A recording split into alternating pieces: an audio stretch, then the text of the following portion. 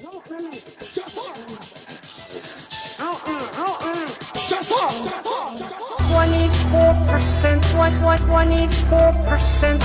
Your child, you gonna become a pussy. Your child, you gonna become a pussy. 24%. What 24%? Your child, you gonna become a pussy. Your child, you gonna become a pussy. One of the more shocking things that I have experienced over the course of those years are the number of young boys and girls who have openly declared their apostasy to me.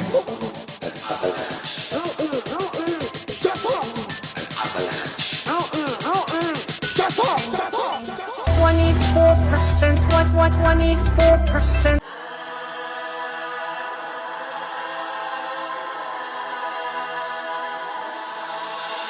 If I were to bring reasonable evidence that the Prophet Muhammad, that he was a true prophet, would you be willing to become a Muslim? How about no? I don't buy your Allah. I don't buy your Allah. No, I don't buy your Allah. I don't buy you. No. I don't like your Allah. I don't like your Allah. I don't like your Allah. I don't like your Allah. No. I like Tim Hortons way better. No. Chugging gallons of maple syrup. No. I like Tim Hortons way better, No. Chugging gallons of maple syrup. How about no? I don't buy your Allah. I don't buy your Allah. No. I don't buy your Allah. I don't buy you. No.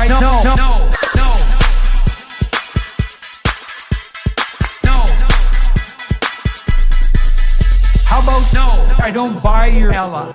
I don't buy your Allah. No. I don't buy your Allah. I don't buy you. No. What is going on, everybody? Welcome to the live stream today. What is up? It's been a really long time since I've been live on the channel, and yeah, I see the comments about DOC. She is not back yet, guys. We are still in transit and travel right now, but keep us in prayers, please, guys. Keep us in prayers. We're hoping to be back very, very soon, but for now, we're doing what we can. So we want to thank you guys all for being here. Really happy to be with you guys live today. I think it's been like 2 weeks since I had a live stream, but I've been active. I was with Avery on a couple of streams. I was with David on a couple of streams. So if you guys check like the community tab, you guys will see whenever I'm live on another channel, I always like to let you guys know, like, here we are, we're live here, and kind of give you guys a heads up where we're going to be. So haven't been live on this channel in 2 weeks, but I have been live on a couple other channels, Avery and David's, and I probably did about 2 streams with Avery and maybe 3 or 4 with David. So something like that, 2 to 3 with David in the past 2 weeks. So yeah, so haven't been as active as normal, but we are hoping to return from our travels soon, and we're praying that, yeah, we'll be back soon. So keep us in your prayers, guys. I really appreciate that. And yeah, we are going to be, man, we got some interesting stuff today. So there's a lot that's been going on in the world of TikTok, and especially with Malik leaking about the Dawa guys, Malik leaking about the Dawa girls. We're going to hear about that as well. He's leaking about everybody. And so apparently he issued a challenge to debate me. And so I was like, oh, okay. Well, first of all, I would never debate Malik ever, because this guy doesn't even, believe in Islam. He doesn't take his own religion seriously. So why would I debate him about a religious topic when he doesn't even take his own religion seriously? Right? Like, this guy, obviously he's very open about his double life. And so when I kind of find that out about somebody, or they're very open about it, and I'm like, all right, you don't even take your religion seriously, yet you want to debate me on a religious topic. So it doesn't motivate me to debate you.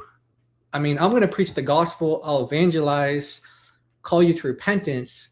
But if I find out that you are like Muslim, or you're whatever religion you are, and you're wanting to debate on a religious topic, but I find out that you don't even take your religion seriously, then it kind of takes away that like motivation for me to debate you. Like I'm not excited to debate someone who doesn't even believe in his own religion. You know what I'm saying? So that's how I feel about it. But there are people who are still willing to debate Malik, and they've offered to debate him. So they have their own reasons. Like David, for example, David has said he'll debate Malik. He said he'll debate Malik. Doesn't matter. All the stuff that Malik has done, everything that he's, done to David personally, his family, everyone else. He said, no, I'll still debate him because, he has his own reasons for why he would do that. For me though, I don't know. I can't see myself ever debating Malik or someone who like agrees with what Malik does, but everyone has their own conviction on how they want to deal with like doxers and people like Malik's in the world. So different Christians will have different approaches on that. But it was brought to my attention that he had like a list of people who wanted to debate me. And he has like a top pick, like apart from himself, he has a top pick. And we're gonna see that. And people were like contacting me and they said, yo, this girl that he wants to debate you guys actually talked a few years ago. She had a different name back then. She went by a different nickname, or maybe maybe it's the same. Maybe she was like known to have two nicknames. I don't know anything about her other than this one discussion I had with her 2 years back in 2020. Well, like 2.5 years, I think it's like 2.5 years, sometime in 2023. So yeah, 2.5 years or so. And yeah, so I found out that we had a discussion together like 2.5 years ago or so. And I thought that it would be funny. It'd be funny that Malik, who wants to issue a debate challenge to me, his top pick is someone that I've already talked to on this very topic. So you guys, if you haven't seen it, you'll see it over on Avery's channel. I got him tagged in the title not because he's going to be on the live stream, but because the video was actually on his channel and he was the one hosting it. Yeah, so all right, I wasn't gonna say it, but Drake wants to let you guys know he was the one who told me that this is the same person that we had a discussion with like 2.5 years back. So Drake, shout out to Drake. Drake's the one who let us know about that. And so Avery's editor got to work and he made it into like this like epic video where I only saw the intro of it because I wanted to watch it with you guys for the first time. So the only memory that I have of the debate is we talked to her, and then I found out afterwards that the conversation that I was having with her, how she was interacting with me in the conversation, is not how she normally interacts. Normally, she's really aggressive, she's really nasty, she's really rude, and you're not going to see that in our discussion. That's not how she was with me. And then DOC came in the discussion a little bit later on. But I was told that, she's way different than how she was when she was talking to me. So I'm the type of person where if I don't know, like obviously I don't know that about her, so I'm just going to kind of like match energy, right? Like I'm not going to be nasty if she's nasty, but I'm going to talk to her in a different way than I would talk to her if she was being respectful. Yeah, her name's Kora. Yeah, her name's Kora. And so apparently she's like she's like one of these like aggressive like Dawa types who is like nasty to people. But like I said, I didn't know that because this is my first time interacting with her. And I think I just got like a message. It was like, yo, hop on the live. I think Avery just invited me on. He's like, there's a girl who wants to discuss, this topic of preservation of the Quran or whatever. I was like, okay, cool. So I just jumped on. And when I found out like how she was, really, people like, we were encouraged to kind of like review that like portion of the debate that we had with her. So, or I don't know if you want to call it a debate. It wasn't really a debate. It was more like a discussion. So, man, Drake is like, he wants to let everybody know. So yeah, that's true. 2.5 years ago, it was also Drake who was letting me know how this girl really was. So Drake kind of encouraged us to be like, look, you gotta like review this discussion because the way she was with you is not how she was with other people. So people need to see how she is when she's like debating you guys. And so that's why we did it. We had no, like, again, in real time during the discussion, we had no idea who she was or how she acts. But had I known that she was the type of individual that, like, you know, Drake let us know how she was, then it would have been a completely different conversation. And that's just how it would have went, because like I said, we typically like kind of match energy. So if not in like a nastiness, like if they start swearing at us, we're not going to start swearing at them, but you know, we'll tone it up in different ways and, you know, match in different ways, right? And within godly measurements and godly confinements. So yeah, so with that being said, Malik dropped like a list of people who he said would be willing to debate, and we're gonna check that out in just a second. But before we do, I want you guys to check out this brother's channel, and if you guys can, click on his channel. And we got active mods in the chat. We got Drake. We got who else is in the, we got active mods. I see Drake is active in the chat. Other mods who are there, I gotta make some more people mods actually. But this is the link to the brother's channel, Elijah Johnson Apologetics. Now, if you guys don't know him, you want to get to know him. I've seen him like on clips before, but I actually got to hear him out like for the first time when he was on IP's channel last night with Avery and with Than, and they went over his discussion with the Orthodox Muslim. And man, he's a really humble guy. He's a really humble guy, and you can tell that he has like a love for people. That's why he does what you can, like, you know, some people you can just see like their heart when they talk, and you can tell he's got a love for the people he's talking to. He's not like, he's a humble guy. Like the first thing he did when he came on IP stream, like a big channel, he just gave like a big, like massive shout out and thank you to everyone who, you know, all those people that helped him get to there. And, you know, so I was like, wow, that's a humble guy. I respect that. So I don't know him personally, but I want to shout out his channel because he actually got a copyright strike from the Orthodox Muslim. And you guys know that we know about that on this channel, getting copyright strikes from Muslims, false copyright strikes from Muslims. That's what they did. That's what Orthodox Muslim did to him. And Orthodox Muslim did that to him. And then he went on to brag about it. So again, if you guys, actually, we could probably get him to 10K subscribers actually, because he's at 988K right now.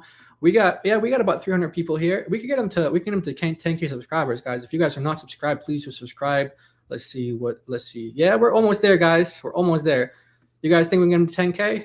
Get him to 10K subs? I think we can get him to 10K subs. So I want to just talk about this a little bit more before we get into our topic for today. But here's Libyano, Orthodox Muslim, just talking about this. Here he goes. He posts this picture. Now, this is, I guess it's you know, his version of a selfie. And the reason why I say that is the reason why I say this, like his version of a selfie, is because when this guy does live streams, and I've never seen any of his live streams apart from one in preparation to this stream, which I'm going to show a little bit of today, because Malik said he wants this guy to debate me. So I'm like, all right, let's see if he's ever talked about this topic before and kind of cover some of the points he covers. And there's some, I don't know what it is. I don't know what it is about him, or maybe it's like a trend that I don't know about. But when he's on camera, he's like constantly, like he's facing this way and he's like looking down the whole time. Like he's just like this the whole time. Like I thought he was just looking at like his notes or something like that, but no, he just straight up does the stream just like this. Like this is him doing the stream the whole time, like looking this way. I'm like, it's, I don't know. So this is like his version of a selfie right here. And basically he says, how I feel when I intellectually dominate a Christian apologist. He's referring to his discussion with Elijah Johnson. Post him embarrassing himself and copyright strike him and take away his paycheck. And he's laughing about it. So, you know, he's not copywriting for legitimate reasons. He's saying right here, copyright strike him and take away his paycheck. So someone, let's see, right here, this guy right here, Dawa troll, pretty humiliating that you have to do false copyrights. Shows you love running. Now he doesn't deny that it was a false copyright. He just says no paycheck. Orthodox Muslim snatch. So he's like talking in third person here. Orthodox Muslim snatches careers and paychecks. And yeah, he goes on to, you know, do some insults. So this is the Orthodox Muslim giving false copyright strikes and bragging about it. Giving false copyright strikes and bragging about it. Now, he's another one where you guys all know about what he did, you know, with Muhammad Hijab the other week when they did a video on Avery's wife, IP, David, AP's wife. It was like a whole big thing, but they featured it, they titled it after Christina, Avery's wife, and they, you know, you guys know what they said about her. So after that, I was thinking like, okay, you know, I didn't know like what the responses were going to be. We ended up doing a response stream on Avery's channel, which if you guys haven't seen it, definitely recommend it. But I was thinking like, okay, this is the type of person where like there's a lot of different ways you can respond to that. So I'm glad that we responded the way that we did. But I was thinking like, okay, imagine like just going through this guy's like top arguments and just completely destroying them. I was thinking, okay, maybe we can go that route and just kind of give him like, you know, like you want to come after, you want to like the things that he was saying about Christina and the things he was saying about other like AP and AP's situation, and you know what he was saying about David, and he was saying IP, everyone, even Than as well. I saw Than in the chat earlier. Than was featured as well. The things he was saying about them, I was like, okay, you can come after us personally, and what we're gonna do is we're gonna go after your religion. So whatever you think your best arguments are, let's see what you got, and then just like, you know, go from there, see how it goes.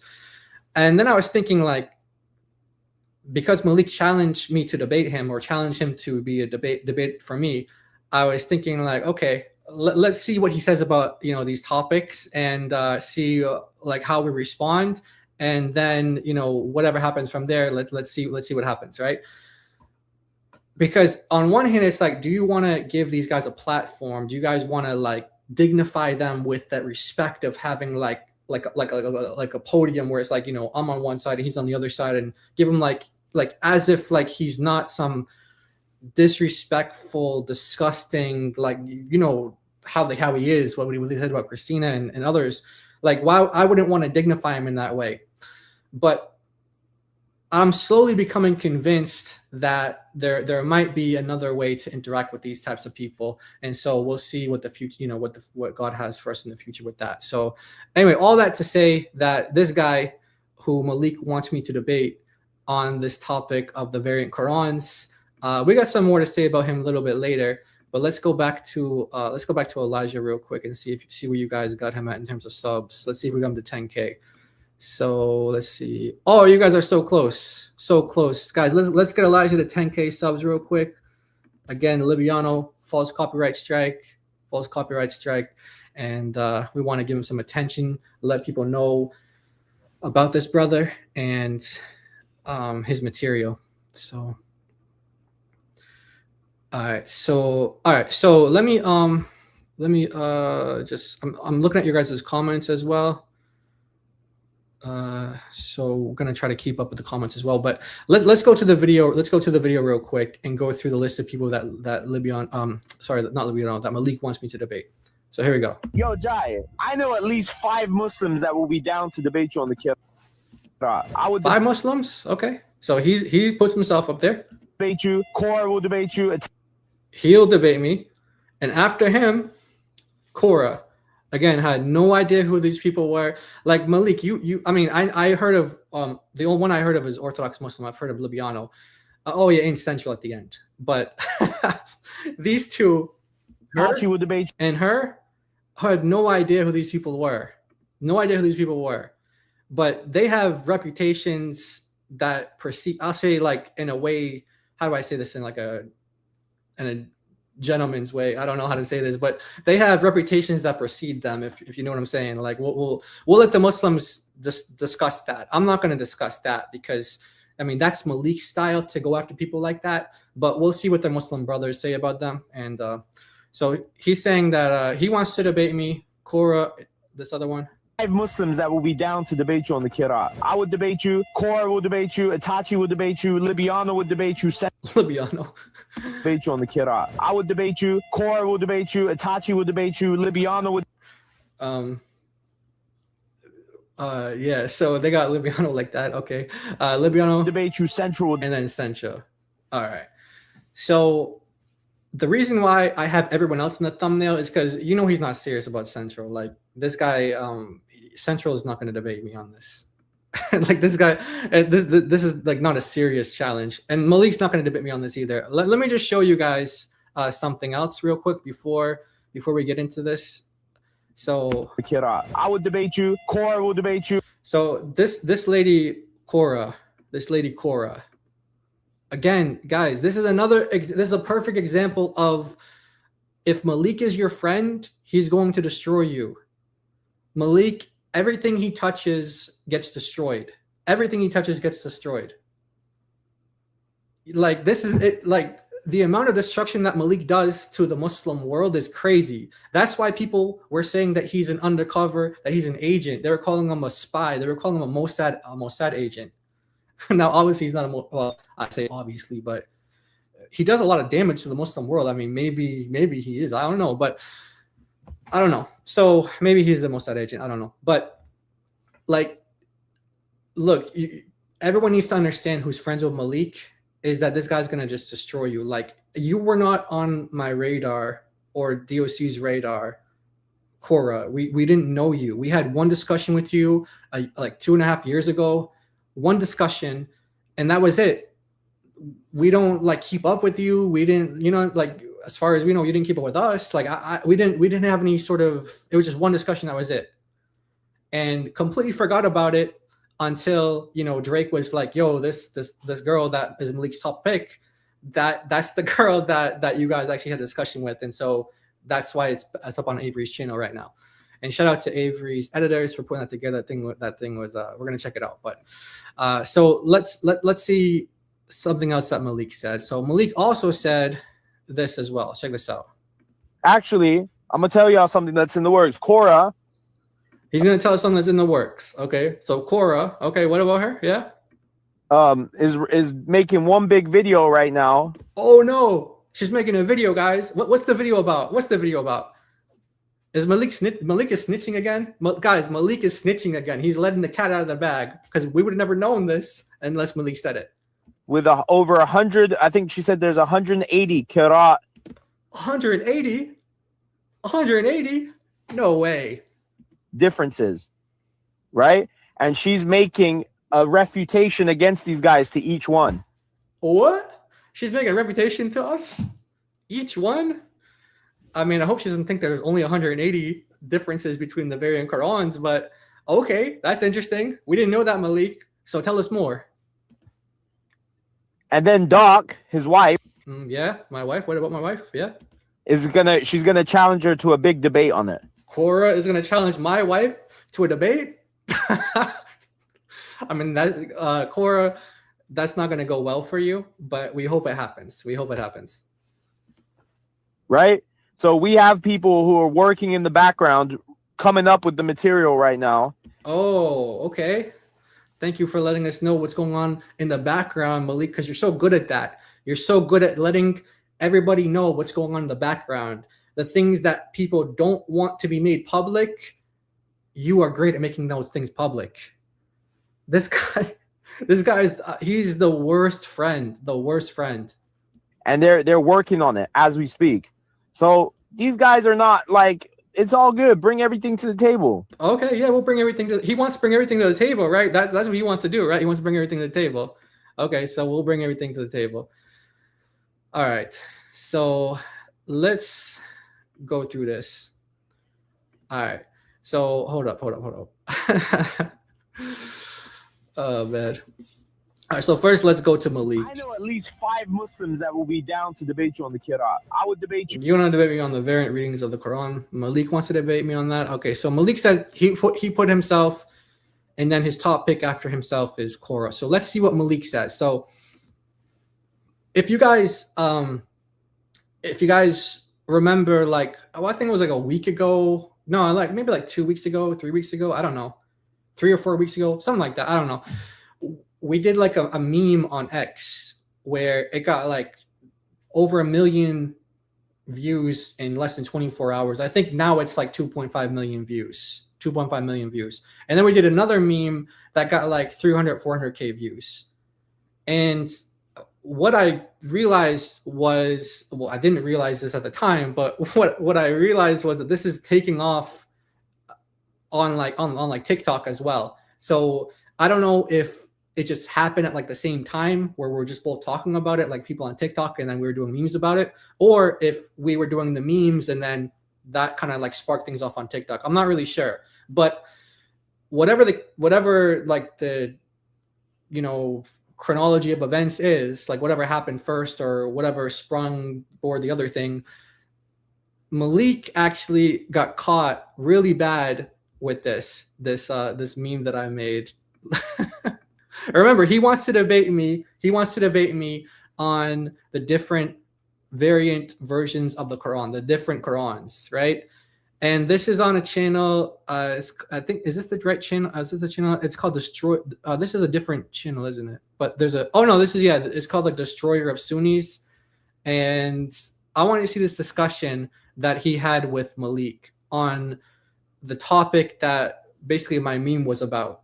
So he wants to debate me, but let's see how he does against just a meme, right? So you see what I mean? Like,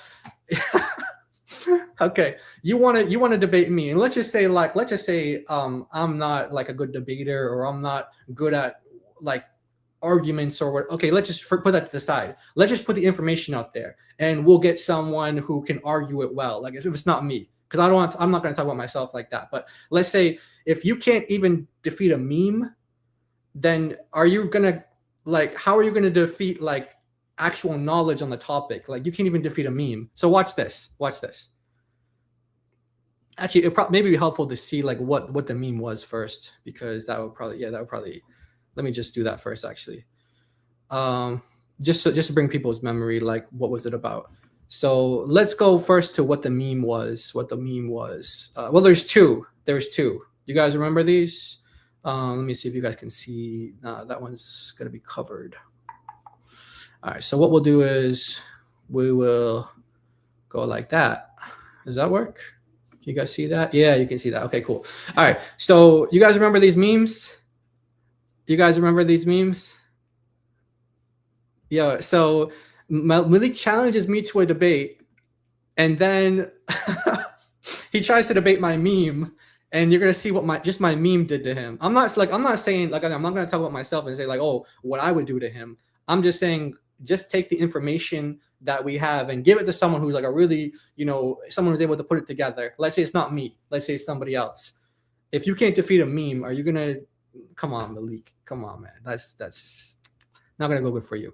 So this meme was out there. Now watch what happened to this. Watch what happened. So the idea is Muslims are, by the way, there's many different reasons why we bring this up, but this is kind of in response to Muslims saying, okay, you guys believe in one God. Christians, you say you believe in one God, but yet you say that there are three persons. So you say the Father is God, the Son is God, the Holy Spirit is God. That's three, but yet you're saying it's only one God. 3 persons, one God. So they're saying 3 persons, one God. No. We don't do that. We're Muslims. But you take the Qurans, 20 different Qurans is one Quran. They're like, yeah, that's it. Or you have this version of the meme, which is 3 gods, but one Quran, Huffs. You have Huffs waters, just kind of throw in whatever one you want. It's still one. Then you got 3, still one, and then you got a whole bunch, it's still one. So that's the kind of background to this. Now watch how Malik, the guy wants to debate me on this, and look at how he folds so easily on. Watch this. It's conceded. Wait. He made it worse. Not the recitations, the ahruf, the modes in which it came down. So you have 7 ahruf. Each harf is distinct from the other, and each harf is fully the Quran. How many Qurans you count? We have one Quran because we only received one revelation from God. He said, well, now we define Quran not as the book from the text, meaning from cover to cover. It's referring to the revelation. What prevents you from saying that? In terms of counting God, then it's referring to the divine essence. Good. I got you. Just blundered. Finished. Wait, with the Quran, the Quran is different. The Quran was revealed as one revelation. The Quran is one. Oh, by the way, look, if you guys look in the comments on TikTok, that's my meme right there. Look at that. So look at how Malik does. Look how Malik does. So he's paralleling the argument and he's giving him a counter. Let's check it out. Revelation given to the prophet. If you have one harf in your hand and a second harf in the other hand, are they distinct? Are they distinct? Yes, they are. Good. What happened to your confidence? What happened to your confidence, Malik? Say it with your chest. What happened to your confidence? Yeah, I think check my notes. Yeah, I think they're distinct. Yeah, distinct. Is harf 1 in my right hand fully the Quran? Is it fully the Quran? Go ahead, say it. What do you mean, is it fully the Quran? Yes. What do you mean, is it fully the Quran? They do that thing like, what's the debate? Or what did Libyano say to Elijah? He said, what's infinity? He said, is it fully the Quran? What's fully the Quran? But he actually said yes. So the Quran is not counted by harfs. The Quran is counted by the revelation that was received. That's fine. So you just affirm in the right hand you have harf 1 and you're holding the fullness of the Quran, and in your second hand you're holding harf 2, which is distinct, and yet it's also the fullness of the Quran, even if it's missing what harf 1 has. What do you mean missing? How many Quran? What do you mean missing? Yo, this guy. Oh man. How many Qurans? What do you mean? What do you mean missing? It's not missing anything. You said they're distinct, so there's a difference. One has something the other doesn't. Yes. Wait, what? No, they both have the same thing. They both have the same thing, sir. That was a nasty line. No class. We have 7 ahrufs that make up the one Quran, whereas in the Trinity, the one person is not God. So what? Yeah. You made the blunder. I prophesied. Now you retract it and say, well, harf 1 and harf 2 together make the full Quran. Meaning, whoever was reading harf 1 was not reading the full Quran. Whoever was reading harf 2, 3, 4, 5, 6, and 7 were never reading the full Quran. So he believes there's one canon. So in one counting method, there's one canon, but in another counting method, there's 66 books. Hold on. If we're counting the Shia, if we're counting Al-Kafi, how many Al-Kafis are? How? Because you would never say that the seven ahruf are parts of the Quran. And in the sense that if you are missing 3 ahruf, you would not say the Quran is missing. Each harf would be fully the Quran. In a sense, there are 7 Qurans.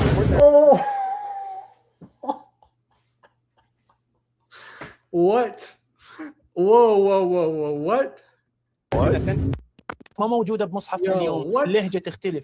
so he believes there's one canon. So in one counting method, there's one canon, but in another counting method, this is like, in a sense, yeah. Jesus is the Most High in a sense. He is God in a sense. Now Malik's in a sense. There are 7 Qurans. Whoa. And you want to debate on this topic? Come on, Malik. You're just, come on. 66 books.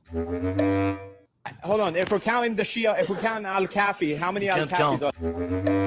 How? Because you would never say that the seven ahruf are parts of the Quran.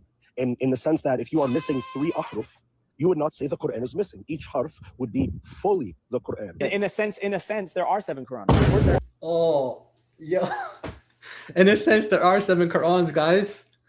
Forget about all that stuff we've been saying. There's only one Quran. No matter where you go in the world, from the time of Muhammad until today, anywhere around the world, every mosque in the world, there's only one Quran. Hasn't been changed at all. Just the one Quran. Oh no, in a sense, there are 7 Qurans. In a sense, yes. In a sense, do you affirm 7 Qurans in a sense, Rabbi? It depends on what he means by Quran. So there's another guy coming in now, and he's saying it depends on what you mean by what? If he's equivocating Quran and Ahruf, then sure. If the Quran is revelation. we say the ahruf are a part of the revelation because we affirm that it's composition. You know what the difference between the ahruf and the qira'at? Can somebody? Oh, whoa. Malik just asked a great question, but actually it should be asked the other way around. He said, do you know the difference between the ahruf, which I'm going to get into this a little bit later on, and the variant Qur'ans, the qira'at? Do you know what the difference between those are? That's a great question, Malik. Great question. Well, let's see if it helps him out. No, you don't. No, I do. Your scholars don't. No, Malik said he knows. Malik said he knows, and he wants to debate. Yes. Guys, Malik knows the difference between the ahruf and the qira'at. What? He knows? My scholars know. Your jahil ass doesn't know. Whoa. That's crazy. All right, so it gets worse. So Malik, after that, he did an after show, you know, and let's just say he wasn't happy with how things went in this debate, in this discussion. So let's see, you know, how this goes. So check this out, guys. Check this out. So this is after that discussion.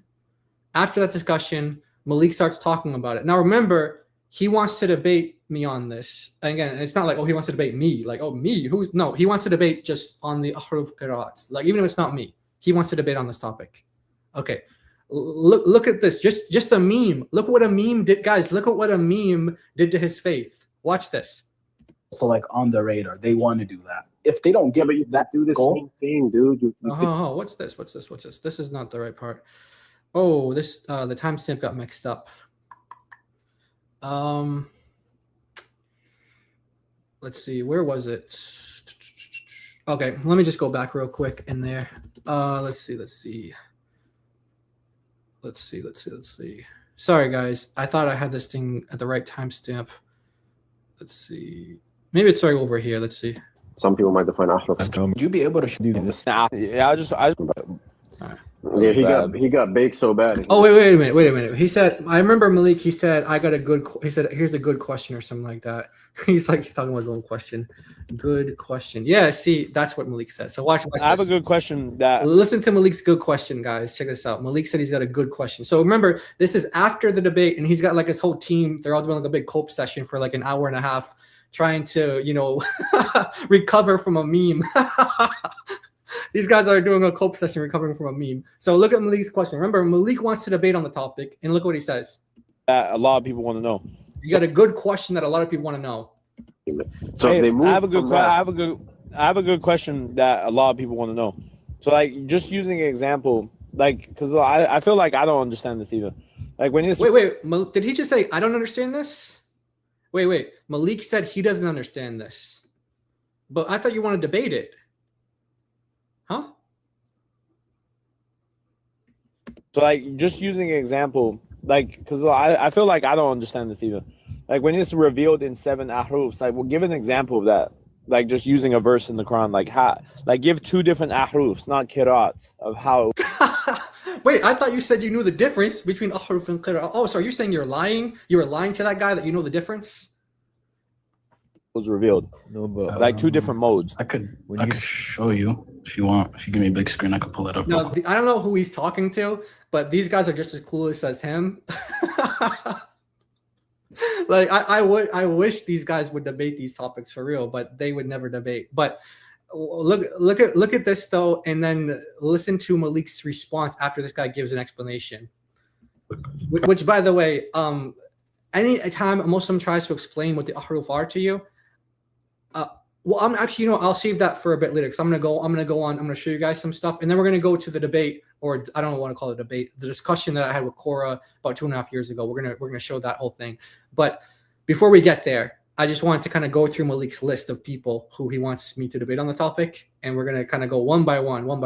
We'll save Kora for last because, you know, we got that long video to go over, so we'll save her for last. But we're gonna go to Malik, and remember, he challenged me to debate. What were his exact words? He sounded really confident too. Look at this. Let's just hear him one more time. One more time. What he said. Yo, Jai, I know at least 5 Muslims that will be down to debate you on the Qur'an. I would debate you, Kora will debate you, Itachi would debate you, Libyano would debate you, Central would debate you. Nobody's scared of you, bro. You're a weasel. You're so easy to debate. So easy to debate, but you can't even. All right, let's say I'm easy to debate. Okay, let's say I'm easy to debate. Okay, but you can't even debate a meme. Like a meme shook your entire faith. Watch this, guys. A meme, just a meme. A meme shook his faith. Like your faith is so weak, you had to get the whole hour and a half cope session over a meme. Well, that's. I just want to see 2 different modes in the way it was revealed. Like exactly how the prophet would have got it. I believe. No, what's interesting is that Malik's actually asking good questions, but there's no answers, and that's why this topic is the most confusing topic to Muslims. Like when I say these guys are all clueless. It's not because like some of them might be intelligent, they might be intelligent people, but Islam just doesn't give answers for this. So no matter how intelligent you are, Islam is just, it's like you're trying to fit, like like kids when they're playing with like Ali Dawa, for example, he's got like the shapes, like the square, the triangle, and then you have to like fit them into the right places. It's like you're trying to fit the triangle into the circle, right? It's like it's just not going to work. Islam doesn't provide you with answers to these questions.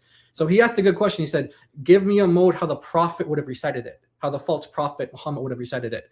Well, that's a good question, but Muslims have zero answer to that at all. They have no idea how to answer that question. So he's going to give a model of what later scholars, or particularly one scholar, offered for what you could say are 7 different ways that letters so the direct translation of ahruf from Arabic to English is letters.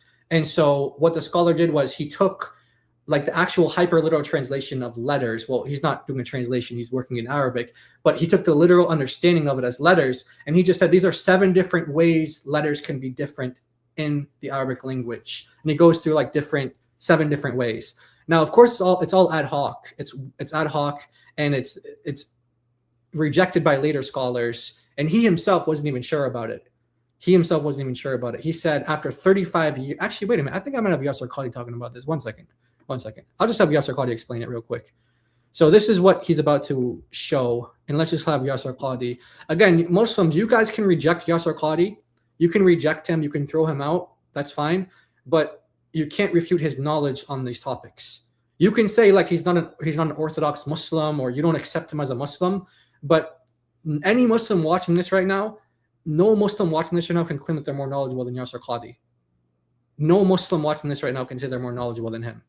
So whatever you think of him, you can call him a heretic, you can call him whatever you want to. You're not more knowledgeable than him. So listen to what he says about this particular understanding of the 7 ahruf, which his friend is about to show him. Questions in there. Ibn al-Jazari, who without a doubt is the greatest scholar of qira'at for the last 1,000 years. Ibn al-Jazari famously writes, I have been thinking and pondering, I've been thinking and pondering about the issue of the ahruf and qira'at for over 35 years. Nayfan wa 30 sana, he said, right? And confused and whatnot. Then finally, this is my response. And by the way, even that 7, all later scholars say, well, that doesn't make any sense. So all later scholars say it doesn't even make any sense. So guys, imagine your best scholar on this particular topic for the last 1,000 years, your best scholar said he spent 35 years. Malik isn't even 35 years old. I'm not even 35 years old. He said 35 years he spent on this particular topic. 35 years just on this one topic. 35 years. And he's just like, hopefully it could be true, could be right. Like, so this is the best scholar that they have, and this is the list he's about to show him. And he said that this is rejected by all later scholars. Kind of dismissed even that after 35 years, the greatest scholar of qira'at. The greatest scholar of qira'at, which by the way, he also added on 3 extra readings, 3 readings, and then 2 transmitters for each, so 6 in total. We'll get into that a little bit later. Some accepted it. It doesn't answer the question. Anyway, it doesn't answer the question. I don't want to get into that issue. Okay. Yeah, he doesn't want to get into that issue because this is going to cause doubts. It's going to cause doubts. Why? Because look at Malik, guys. Look at Malik. Malik just kind of represents like your average Muslim's understanding on the topic, right? Your average understanding on the topic, like, is Malik, right? Basically, like, this is your average Muslim's understanding on the topic. What his understanding was. You come to him with one thing, and it shakes up his whole faith on that. So let's see. Actually, I don't really want to go through the list, but let's just see what Malik says. To show it on my computer. Or the orthography. All right, check this out. Listen. So his friend goes through this list right here, and again, this is rejected by all later scholars, and this doesn't answer the questions of the relationship between the qira'at, or the varied readings of the Quran that we have available today, and the ahruf, and how many ahruf there are. Like, it doesn't answer these questions. But listen to what Malik says here. On the subject. But the book's in English. There are Arabic dialects. I include those because they're not elegant enough to be included. And so UT actually refutes the dialects. There are more than 7 and more than 10 types of Arabic dialects. That you can... Where's the part, guys? I'm sorry, I didn't have it time stamped. Let me just Arabic. Let's see. It's okay. All right. Okay, watch this. Watch what Malik says here, guys. Watch what Malik says here. Check this out. Remember, he wants to debate this topic. Again, put me to the side. Let's say, okay, it's not me. Debate anyone on this topic. David Wood said he's willing to debate you, Malik. So why don't you offer this topic to him? He'd love to debate you on the topic.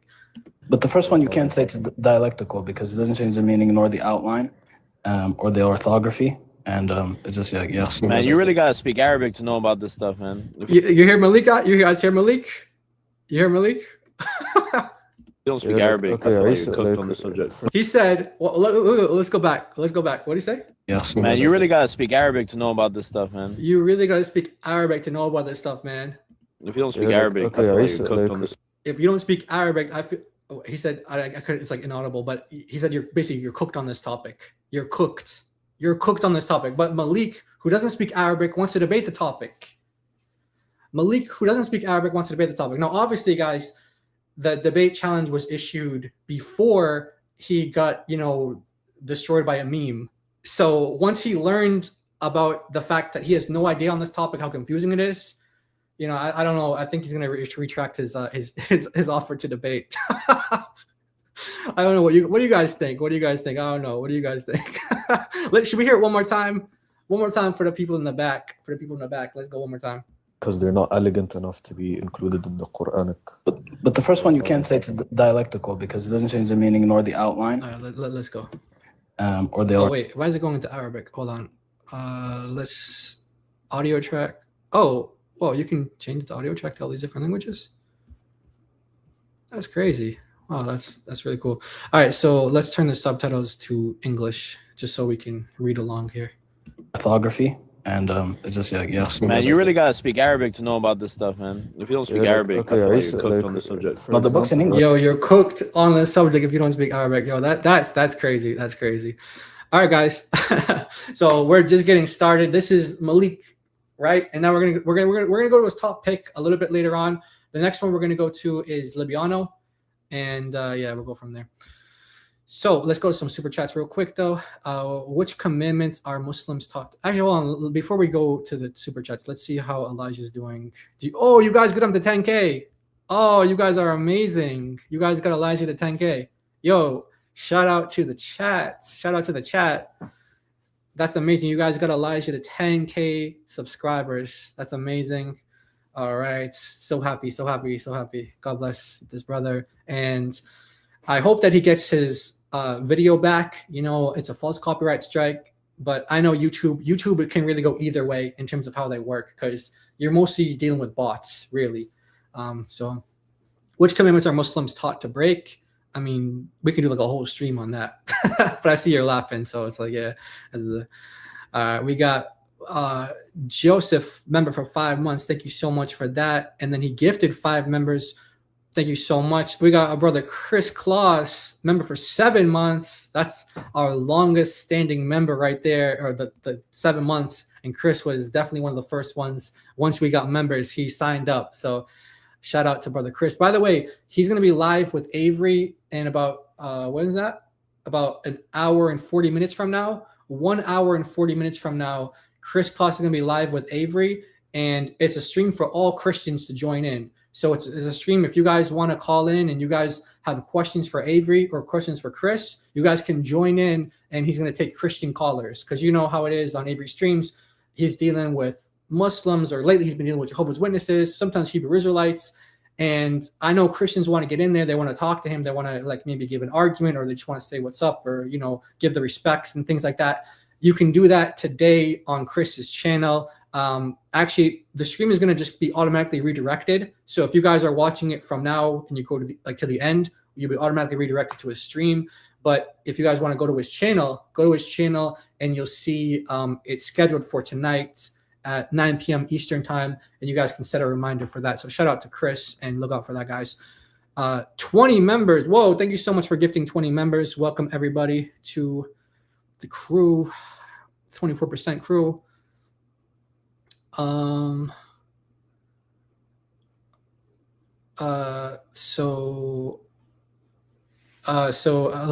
lost my place. Okay, yeah, we got Adam Z sister. Thank you so much, member, for 1 month. Welcome. We got a new member. Thank you so much, Rich. Thank you so much. The white trash panda, Dr. Malik, is only operating on a fourth of a brain cell. Yeah. Yep, my pitbull could win a debate against him. I mean, I don't know what he's thinking. Like again, it's like it's just anyone can debate Muslims on this topic. It's like because they just have no idea. You could just ask guys. There's simple questions you can ask them that they have no answers to, and there's no certainty that they can have, on any of the questions, And where's the certainty? Where's certainty? Right here. If you want to be shaky, this means that you don't have certainty. Yeah, so they do not have certainty about any of these topics. Now, I'm not saying that a Muslim can't, they can't say words. They can't say words and then it's going to, whatever. But that, so they can technically give an answer, but can they actually have certainty that that's what Islam, or certainty, excuse my English, certainty, can they have certainty that that's what Islam actually teaches? Or that's what Muhammad meant when he said 7 ahruf? Do they have certainty about that? They have no certainty. They can give you what their answer is, and basically how this works is the more they learn about the topic, the more they realize that it's so much of a mystery. And Yasser Qadhi broke this down. He said there's three levels to this. There's 3 levels to this. The very, very, very beginner level, where you just kind of like regurgitate what your scholars are saying, and you don't really know what's going on, and you keep going deeper, and you go a little bit deeper, and you realize like that the theories don't quite match up, and then you go deeper than that, and then you just throw up your hands and say only God knows, only Allah knows. That's how it works. So I should be careful when I say that. It's not that Muslims can't give you an answer, but can they give you an answer with certainty, Islamic certainty? No, they cannot. And that's a fact. That's a fact. Just asking them, what are the 7 ahruf? Asking them that one question, no Muslim in the world can tell you with certainty what that means. No Muslim in the world. No Muslim in the world. So that's that. All right. Amazing. This argument was originated by Apostolic Prince Jacobus and DOS. This argument was originated by Apostolic Prince Jacobus and DOS. I'm not sure what you're referring to. I'm not sure what you're referring to. You're talking about the argument about which argument? Because I don't think we got into an argument yet. But in terms of this topic about the various, Qurans, ahruf, qira'at, and where those go back to, these arguments go back to like ancient Islamic times, where you have even the companions of Muhammad who were confused by these topics. So, DOS is destroyer of Sunnis. That's who DOS. Okay, DOS is destroyer of Sunnis. Oh, okay. Oh, so you're talking about the argument that we were reviewing that he was doing? Yeah. That might be where you heard of the argument from, but these arguments have been around, And I'm just really happy to see that people are picking up on them and popularizing them.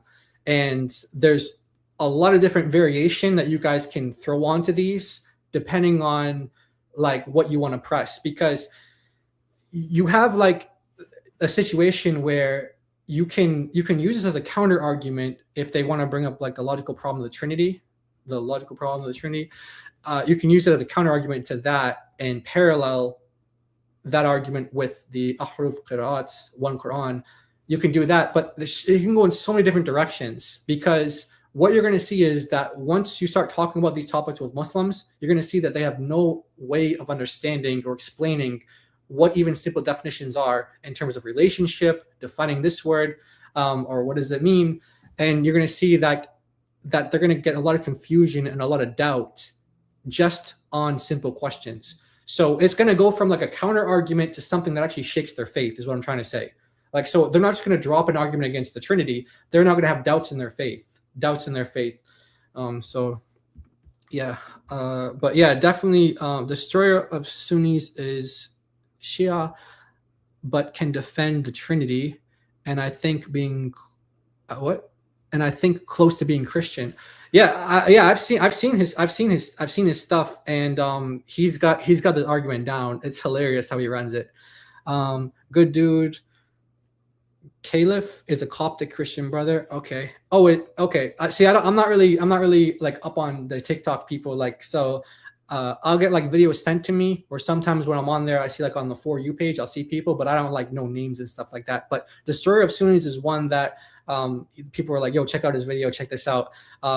Paul, if you guys know Paul Bishop, he goes on there a lot, and he's always like, yo, you're gonna see this, you're gonna see that, and we're always kind of running arguments with each other and stuff like that, and showing like different ways to run the argument. So that's cool though. Thank you for giving that. Hey, there's Elijah. What's up, Elijah? Thank you so much for your support. I appreciate you deeply. God bless you guys. Hey, Elijah, God bless you, man. Really great to see you out there, and we want to see you growing. And I saw your arguments. You got some great arguments that I think a lot of people can benefit from. So guys, again, check out Elijah's channel. We got it right here. Actually, yeah, I'm still on it here. Let's just let's see. Yeah, we got 10K subs, and let's keep going up. Let's keep going up. Support our brother. And if you guys have channels too, you guys do apologetics, you guys evangelize, let us know so we can see how to support you guys.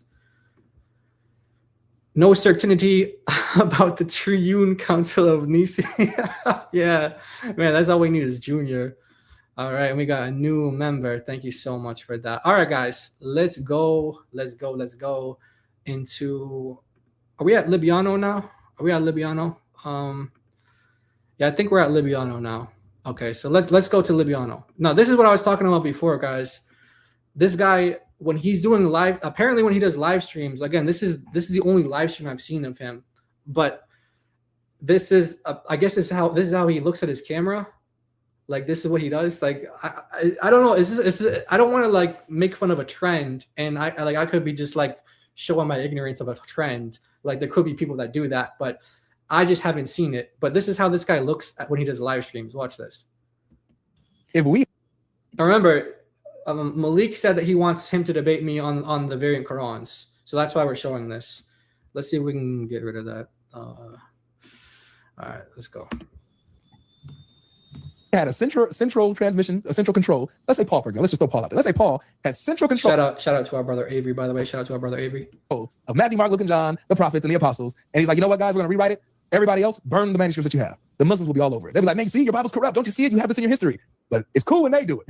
It's a problem when we do it, man. It's a problem when we do it. So, but luckily we don't have that. We don't have that central control. Not one person controlled the transmission of the Bible, but you have that in Islam. So you got this. The history of the Quran is very, very complicated. Even the Quran today, like there's so many of them. But the main one that's used, like the English translation you have, is going to be of the Huff's Quran, of the Arabic Huff's Quran. That was only standardized in 1924, so like 101 years ago. That's fresh. That's new. Dang. So, yeah, it's a pretty convoluted history. There's a lot going on. A lot going on, bro. A lot going on. Look, I was just talking about on my way to you. I was talking to a Muslim, and he was like, "Your Bible's this. Which Bible do you use?"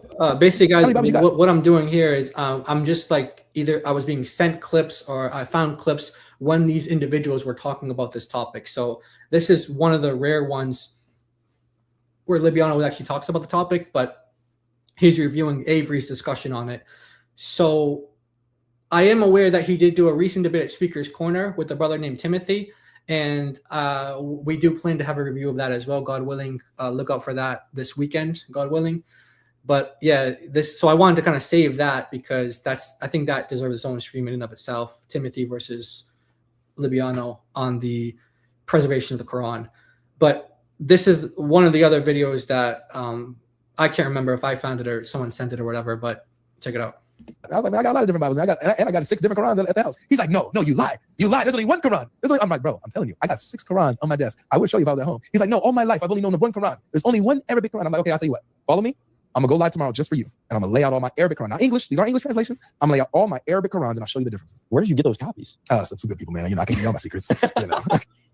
Okay. So let's adjust. Yeah, where'd you get those copies, man? Where'd you get those Qurans from? That quickly, because I think there is some truth to what he's saying.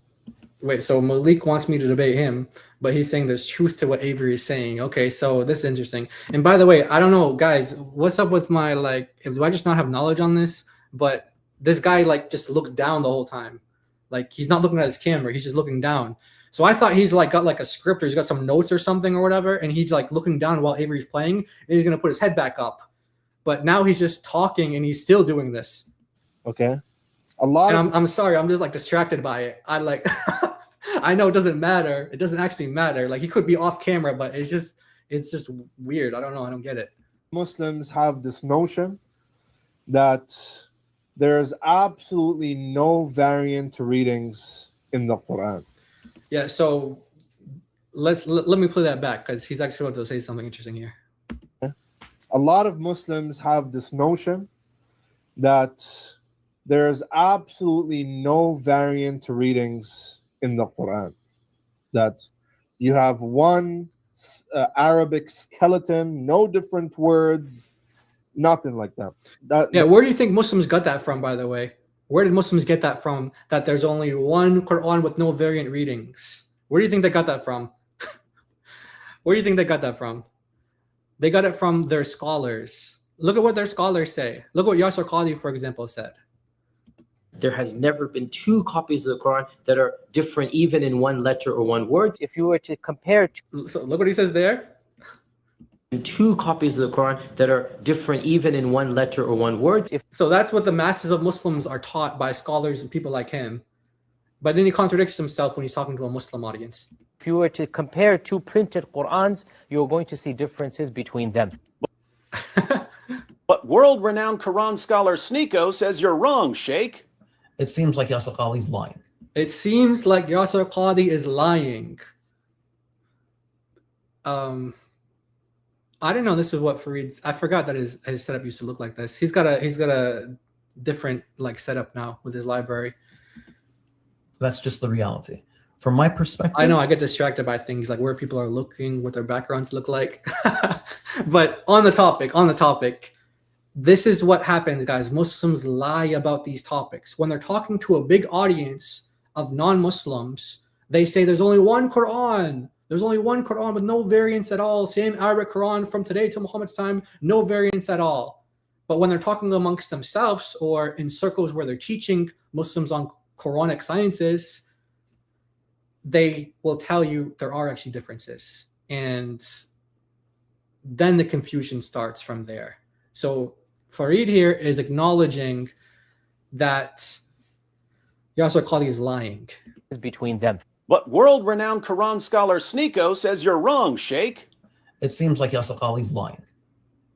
That's just the reality. From my perspective, Yasser Qadhi seems to be lying. He said every single mushaf has the same dots. So a mushaf, guys, is a written Quran. That's what a mushaf is. So every written Quran has the same dots, same vowels, same letters. That's what Muslims say. But he's saying, is that true? No, it's not true. It's not true. In the second video, he's clear about the reality, and he affirms the reality. So, where do Muslims learn this from, Mr. Actually, you're not dignified with Mr. I was going to say Mr. Libyano, but he doesn't deserve that title. Where do Muslims learn that from? They learn it from your scholars. That's where they learn it from. That's probably I guarantee that's what you were taught too. And you probably learned that there's different Qurans from non-Muslims. You were probably watching non-Muslims talk about this topic, and that's how you learned about this. Isn't it crazy that you have to learn about your faith? The fundamental thing of your faith is your Quran, the book of Allah. And you have to learn about that from non-Muslims. That's crazy. I guarantee you that's his situation. He grew up just like every other Muslim thinking there's only one Quran. No different pronunciation. Well, there's different skeletons of the text, meaning there's different words in some of the qira'at. Okay? So remember, when you say there's one Quran, you have to specify what you mean. When you say there's one Quran, you have to specify what you mean. And remember, Malik said he wants him to debate me on this topic. So, Libyano, what do you mean when you say one Quran? Remember, you have to specify what you mean when you say one Quran. Because there are variants. There are different readings. So what do you mean when you say one Quran? By the way, I just want to take a look at the panel. You have Quran, the seven. Look at the panel. You have Orthodox Muslim, Libyano. You have Kora, and you have Itachi. Is that how you say her name? Itachi. So there's three of the people that Malik wants me to debate right here. So let's see. Century revelation that Allah revealed to the Prophet Muhammad. We count by that type or category. So by counting by that type or category, we count one Quran. Well, I mean, look, if a Muslim commits themselves to the type token or identity, then I think they're cooked. We count by that type or category. But if we were to count by classical identity, because Warsh and Hafs are distinct and Warsh and Hafs are each a Quran, there will be multiple Qurans and a classical identity. Yo, guys, I don't know if you can see it right here, but this is my meme in the corner right here. So you guys can see that? That's the Drake one. That's the Drake meme. This meme is just shaking these guys up. That's crazy. Wow. So he's saying one more time. Are distinct and Warsh and Hafs are each a Quran. There will be multiple Qurans and a classical identity. So that's fine. Uh-oh. These are the people that you want to debate. And by the way, since Malik likes to get personal and talk about people on a personal level, let's just see what him and his friends have to say. Actually, I don't have to go to his friend. Let's see what Malik himself says about Libyano. So remember, you want me to debate Libyano. You think he's a good representative of Islam. But what does Malik? What does Libyano do? Why don't you tell us what Libyano does? I mean, you guys already know like the major stuff.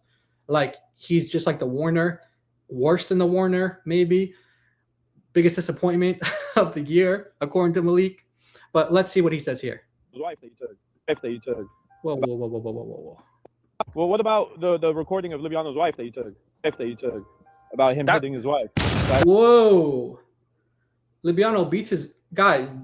Libyano, I guess you could say he does represent Islam because that's what Islam teaches. So I'm trying to make the point like you want this guy to represent Islam. But if he beats his wife, that actually is what Islam teaches. So maybe he is a representative of Islam. I don't know. Maybe he actually is. Maybe I'm wrong. But if that's who you want to be the face of Islam, the guy that you say, this is Malik, by the way. Malik is the one saying this. That's fine. Show that? Yeah. Wait, you want to do that? Yeah, we could talk about it. Whoa. I don't want to go to, I don't know who these other people are. So let's go. Whoops, I didn't mean to hard. I'm trying to rewind Anna's it. climbing up loud. Whoa. I don't want, whoa. I'm sorry, guys. I'm not trying to play. I really did not mean to play. I'm trying to rewind this thing. There we go. Well, what about the recording of Libyano's wife that you took? Sorry for the language, guys. Didn't mean to play that part. About him hitting his wife. That's fine. Yo, Libyano beating his wife. So, all right. So that's who you want to represent Islam. I mean, I guess I'm thinking about it right now. Maybe that is a good representative of Islam. Like someone who practices the Quran, chapter 4, verse 34. Maybe that is a good representative of Islam. But that's who this guy wants to represent Islam. He wants him to debate me. All right, let's go to the next one. Who did he say? Let's go through the list again. Who's Malik want me to debate again? Let's see. Yo, Jai, I know at least 5 Muslims that will be down to debate you on the Qur'an. I would debate you. Okay, we went through Malik. His faith got destroyed just from a meme. Kora will debate you. We'll get to her. We're saving her for last. Itachi will debate. Okay, Itachi. Yeah, Itachi. Okay, she's next. All right. So this is someone that I had no idea who this was. No idea who this was, but because you're friends with Malik and Malik put you out there, you can blame Malik. You can blame Malik. So I don't even know if I want to say it because it's like she just looks like she looks like she's like dead inside, and I don't want to make it seem. I don't want to, anyway, let's pray for her. Let's pray for her. But let's just say she's got a reputation. She's got a reputation. I'll just let Malik say it. I'll let Malik say it again. Let's see what Malik says. So first thing. Malik, man, why'd you have to do this, Malik? Why you gotta do this to your friends? Why you gotta do this to your friends, man? All right, so let's see. This is someone who Malik wants me to debate, but let's talk about a little bit what him and his relationship with her real quick. So this is his buddy, Henny, his buddy Henny, and he wants to kind of introduce Itachi to us all and Malik's relationship to her. Just to throw it at you, just like just like Itachi, right? I don't know Itachi one bit, right? But I know that Malik doxed that person some time ago. Huh? Malik doxed her? Malik doxed her. So wait, hold up. So Malik is setting someone up to debate me that he doxed, like this is his friend. And there's more. Oh, right? Doxed that person some time ago. Posted the person's picture. I think the picture of the mom. Yo, he's posting her family? That's crazy.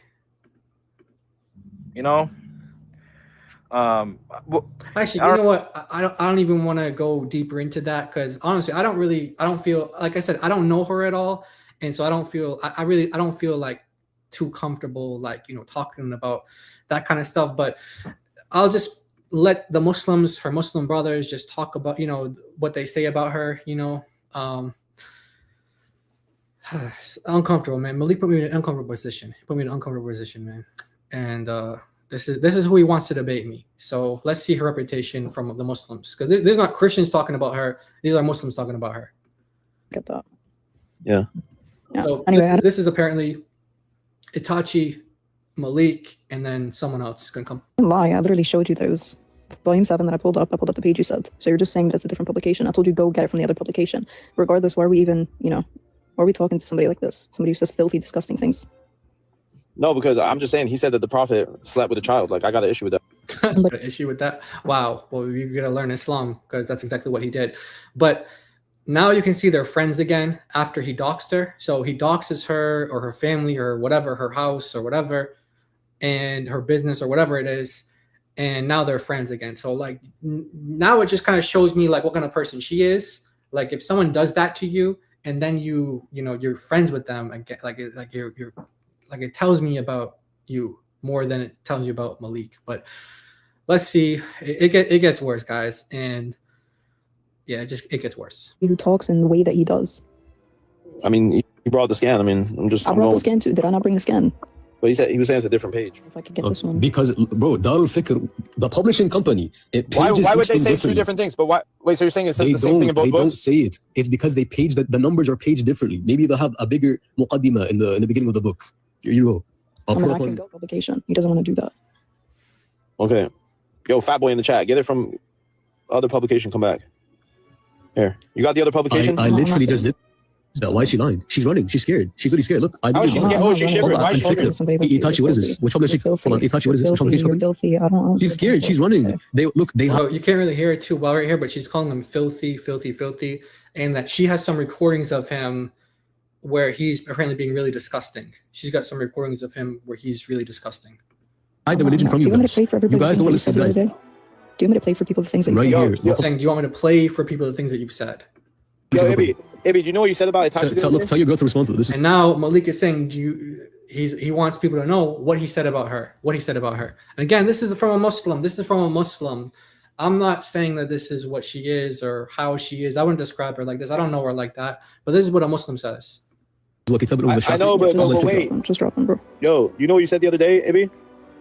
I said that Itachi got used up. Yeah, she's used up. Whoa. All right. So he called her used up. And again, I'm sorry for the language, but this is Malik's style. And we're not going to go as far as Malik when he brings up people's personal stuff, because there's some other things that, we could say, but I'm not going to go there because it's not going to stoop to Malik's level. But I'm just saying, these are the caliber of people that he wants to debate us on these topics. And we're not even at Kora yet. We're not even at Kora yet. This is like scratching the surface. So we already know how Libyano is. According to Malik, there's evidence that Libyano beats his wife. And according to Malik, there's, all sorts of things that he does behind the scenes, trying to get into the big Dawa life, trying to get like into the rap life of the Dawa, rap career, Dawa life kind of stuff that he talks about, and going into clubs and doing all sorts of things with women and with men pretending to be women and all sorts of stuff that he says that he's a part of, and he's trying to get involved in that lifestyle. So that's Libyano, right?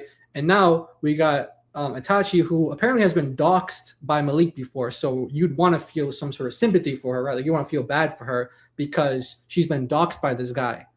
But there's apparently something about her to where I don't know if she maybe she doesn't have any like shame or dignity or anything like that, but she goes back to the guy who doxed her, and now he's letting someone abuse her on the stage, saying that she's used up. And I don't know like the whole background to this, because I don't like I said, I just found out about like who these people are recently, but it's all Malik's fault, really. It's all Malik's fault.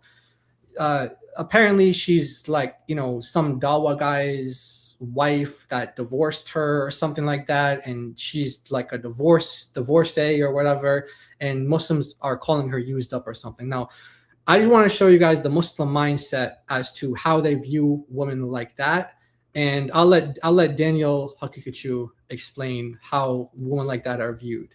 So here you have a young lady who goes out, gets married to a Dawa guy, and he divorces her. At least that's the story. I mean, I don't know. I can't confirm. I'll say allegedly. And you can kind of tell from her reaction, though, that that's true. But I mean, I don't know. I don't know. I'm not privy to all the details. But this is how Muslims view women like that. I just want to show you how Muslims view women like that, because you want to be a Dawa personality, and I want to just show how Muslims view you. This is how Muslims view you. So here's Daniel talking about another Dawa guy who married a Dawa girl, and then he divorced her and threw her to the side. So this is a similar situation. He's not talking about Itachi, but it's kind of like if the shoe fits, wear it. So what really is the situation? Like, let's take this Muslim woman's claims at face value and say, okay, fine. There was a marriage. It was clearly a misyar marriage. It was some kind of misyar marriage. You agreed to be a second wife. Clearly, you're getting a lot out of it. Why would a celebrity want to marry you, who is a divorcee, with a child, and you're in your 30s? Look, this is the mentality. This is how Muslim men, guys, not just Itachi. This goes for all the women watching this, especially Muslim women, but just women in general. Listen to how women are viewed in the Muslim eye. That's crazy how he's talking. Listen to this. Okay, so you're not, if it were some like 16-year-old, 17-year-old virgin, that's a different situation. Or he just guys, he just said if you're a 16-year-old virgin, that's a different situation. He's talking about your level, like your okay. This is just crazy. I've seen this before, but I'm just like still always get surprised whenever I see how crazy this is. He's comparing these women like in their 20s and their 30s, And he's saying like, okay, because she's been divorced or whatever. So he's saying that you don't have any value in the marriage world. You don't have any value. This is how Muslims view it. They view you as used up, like that guy what he said to Itachi. He said you're used up. This is how they're viewed. Look what he's comparing them to. He's saying 16-year-old, 17-year-old virgin. 16-year-old virgin. Like, that's a different situation. That's a different situation. So here's you. You're divorced. You're in your 20s. You're in your 30s. Whatever. You don't have any value. Who has value in the Muslim world? It's a 16-year-old virgin girl. That's who has value in the marital world. She's the one who can like say something about her, like who she wants to marry, like who she should be with. Like she has some more say. But you're nothing. You're just, you lost your youth. Even though 30 is not old and your 20s is not old. But in the Muslim world, you see that marriage is like 16. That's when it starts. Once you start getting into your 20s and you're not married yet, you're already looked at like funny. Like you're in your 20s, you're in your 30s, you're not married yet. And we're talking about as a virgin. But if you're divorced, then they really don't so I'm just saying, like, this is not the type of world that you want to get caught up in, Itachi. You don't want to get caught up in this type of world. This is how Muslim men view you. And look, I don't know you at all. You're friends with Malik. That's your mistake for being friends with Malik. But you got to get yourself out of this stuff because Muslims don't care for you. Muslims don't care for you. In fact, you're going to get very little support from any Muslim scholars who talk about women showing their faces online, even though you're wearing a ski mask. I don't know if you think that's a niqab. I don't know where you learned that from, but you're wearing a ski mask or something. You're trying to cover your face. Muslim scholars are going to say that that's not allowed and that you're causing a fitna. You're causing a temptation to the Muslim men. So therefore, you're the one sinning, even though you think you're doing a good thing. You think you're doing a good thing by doing dawah, but you're actually doing a bad thing because you're showing your face. I'm just telling you, that's how Muslims think. You're thinking that the Muslims think like how the rest of the world thinks. Maybe because you grew up in the West, you have like an Arab background or whatever, but you grew up in the West. And you think that that's how the Muslim world thinks. It doesn't think like that. This is how the Muslim world thinks. Even though Daniel is also born in the West, raised in the West. I don't know if he's born, but raised in the West, whatever. He represents the thinking of the Muslim world in like the Eastern world and Muslim world by and large. So, so this is just like to the Muslim woman who are trying to get involved in dawah. I know you're trying to get some sort of value and attention, from, maybe you want to get picked up or picked, whatever. I don't know, but this is how you're viewed. This is how you're viewed, especially if you are divorced, like they say that you are. They call you used up and things like that. This is how you're viewed. So anyway, this is more of like again, I don't know Itachi at all. So I'm not gonna come at her any sort of way, but I just want to kind of give her a warning that the only value you're gonna find in religion is in Christianity. That's the only value you're gonna find. It's in the Lord Jesus Christ. That's the only place you have value. But in Islam, you're nothing. You're nothing. The guy said it. Your Muslim brother said what you are in Islam. That's what your Muslim brother said. That's what you are in Islam. That's not the case in Christianity, though. That's not what you are in Christianity. But all right, let's go on to a clip from her now. Let's go on to a clip from her now. All right, so this is her. This is her. She wears like a ski mask. She thinks it's a niqab or something. I don't know what she thinks it is, but let's see what she says here.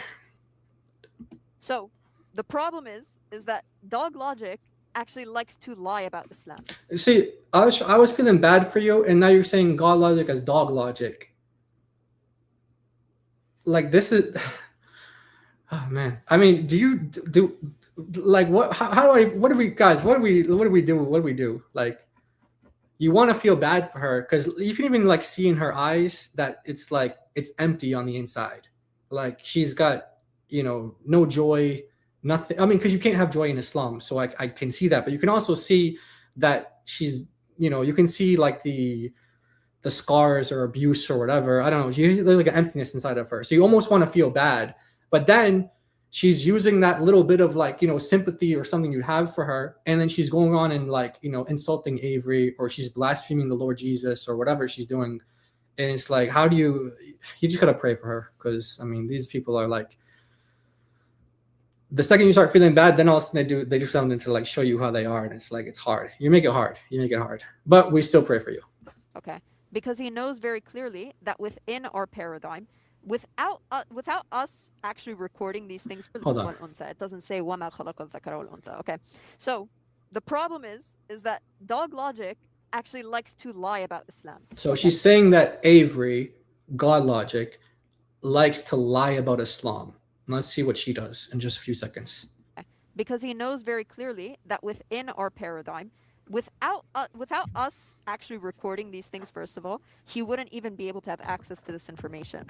Okay, that's one. Two, this is something that we accept within our paradigm, right? There's hadith from the Prophet, peace be upon him, where he very explicitly says, There's hadith from the Prophet. Watch what she says. accept within our paradigm, right? There's hadith from the Prophet, peace be upon him, where he very explicitly says, There's hadith that explicitly says what? That the Quran was revealed upon 7 ahruf, okay, and 10 modes of recitation. Guys, this is insane. She just accused Avery of being a liar, and she insulted him, and then she goes on to lie 10 seconds later. Not actually 10 seconds, but like she said that Muhammad said that the Quran was revealed on 7 ahruf. That is what the hadith says. But then she went on to say, revealed upon 7 ahruf, okay, and 10 modes of recitation. In 10 modes of recitation. She said that's explicit in the hadith. Watch. There's hadith from the Prophet, peace be upon him, where he very explicitly says that the Quran was revealed upon 7 ahruf, okay, and 10 modes of recitation. Guys, there's no hadith in the world, not even weak, that says that the Quran was revealed in 10 modes of recitation. She said it's very explicit. This is insane. And she called Avery a liar. So no, you're a liar and you don't know your sources. And Malik wants you to debate. You don't even know the topic. You don't even know what the hadith says on this topic. This is like 101 and you don't have that. All right. So now who are we on to now? We're on to Kora now. Because we're not going to take the central Dawa thing seriously, guys. We don't I mean, you can't take that guy seriously. Like, he doesn't really want me to debate central Dawa. Let's be honest. So we'll just go to Kora next. Yo, Jai, I know at least 5 Muslims that will be down to debate you on the Qur'an. I would debate you. Kora will debate you. All right, so Kora will debate me. And then one more time, we have another clip where he talks about Kora, doing something in secret that Malik goes and spills to the world. Actually, I'm gonna tell y'all something that's in the works. Kora is making one big video right now with over 100. I think she said there's 180 qira'at differences, right? And she's making a refutation against these guys to each one. And then Doc, his wife, she's gonna challenge her to a big debate on it, right? All right, guys. So many of you guys, you don't know who Itachi is. You don't know who, we know Malik from the Doc Sync. Maybe you're not too familiar with Orthodox Muslim, Libyano, but Kora, you probably never heard of her. So before we go to the debate that was uploaded, I just want to show you guys like how she like normally is in discussions. Here's a discussion with her. Shout out to the Word and I. And we got our brother Avery here. And so this is like Kora and her kind of like her normal, I guess, mode of interaction. This is how she normally does like discourse from what, Drake told me. So let's see how it is. Particular action. When you vow to do something. That's her voice too. And what does that mean? Oh my goodness. I just defined to you the term. What does it mean to vow to do something? Because you're still being vague with your definition. I'm saying that I will do it. That's as simple as it's going to get. Very good. So when you say that you will do something, is that your intention binding on yourself to do something, even if it's haram? No, intending to do something doesn't make the oath binding within Islam. Yeah, Because right now we're doing wait, hold on. Because right now, Kora. logic, we're doing something that you hate to do, which is speak about fiqh. So within fiqh, a particular oath, regardless of whether or not your intention is it being binding, that doesn't make it binding. So if you want, we can talk about the fiqh of this issue, because I actually brought up what Shaykh al-Islam Ibn Taymiyyah says in Majmu' al-Fatawa about these particular oaths of you making something either permissible or impermissible for yourself.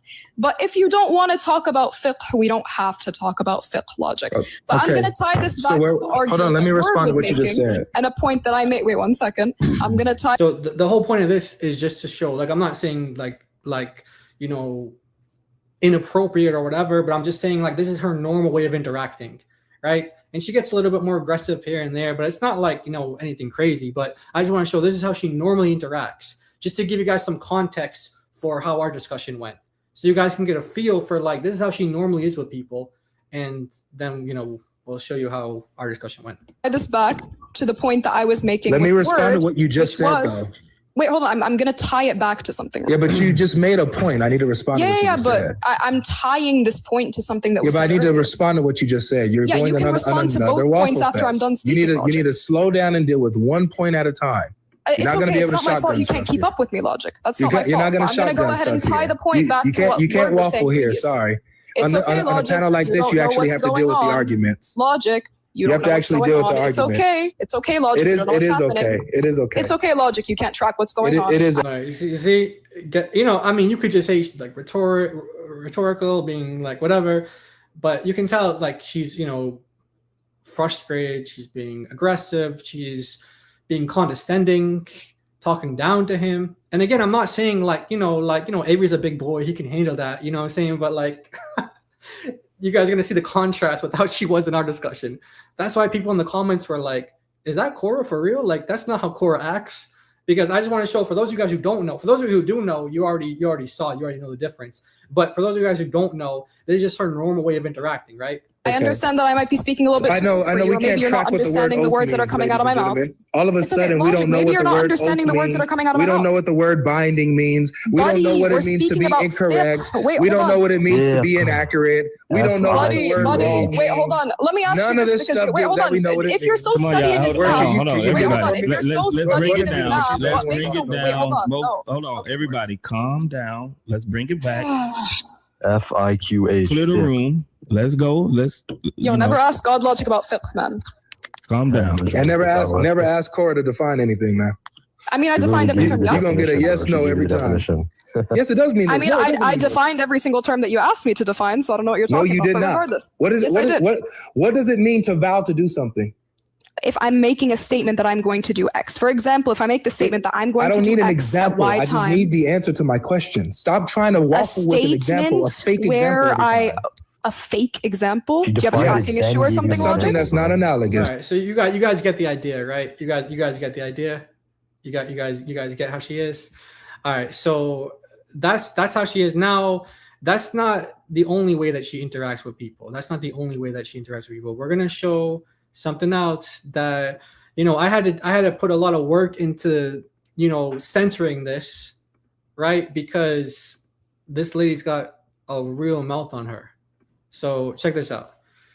So that's her interacting with Avery. You know, again, it's like, okay, she's being aggressive, she's being loud, she's, you know, being condescending, insulting, and things like that. But it's like that's kind of like, you know, how those discussions go. I'm just trying to show you that's her norm. Like that's her kind of like her way that she operates. Watch how she is with Muslims. Watch this now. Other Muslims that she disagrees with, of course.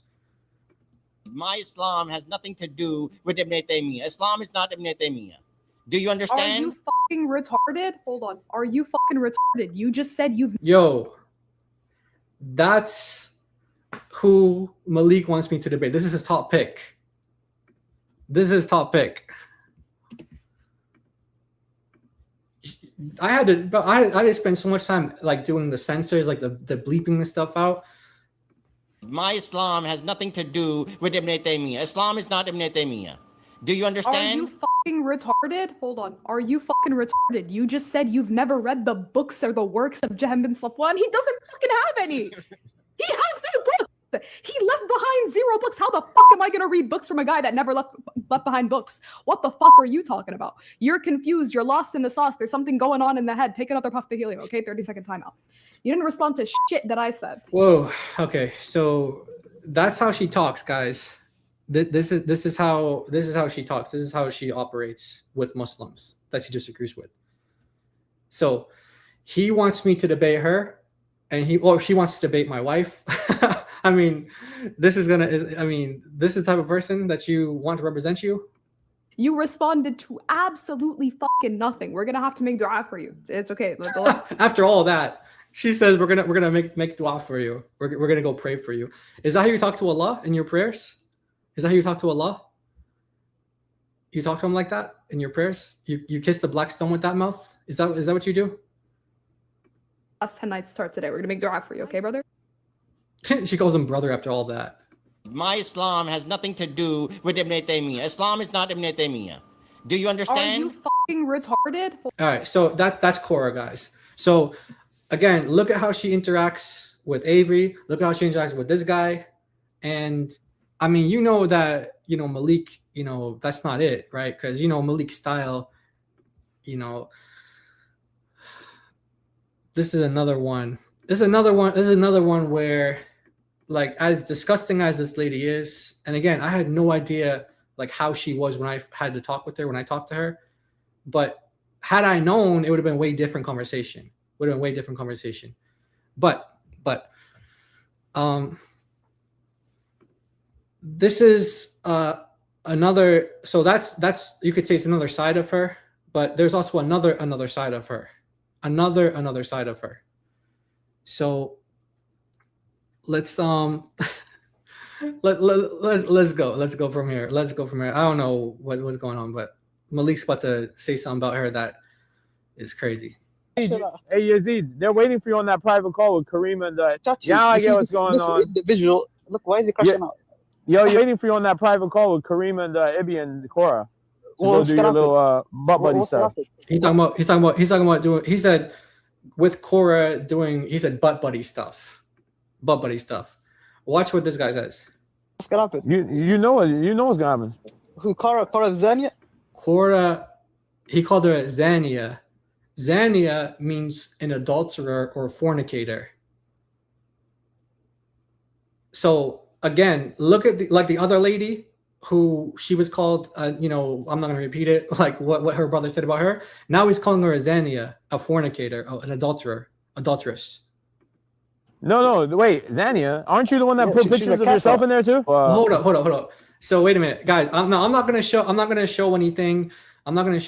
But there's apparently, see, I don't want you guys to be like going looking for stuff or whatever like that, but let's say there's a reason why this guy's calling her a fornicator.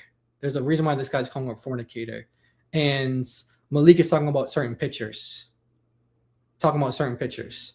So this girl is, participating in based on what Malik is saying here, it's a double life. She's doing a double life.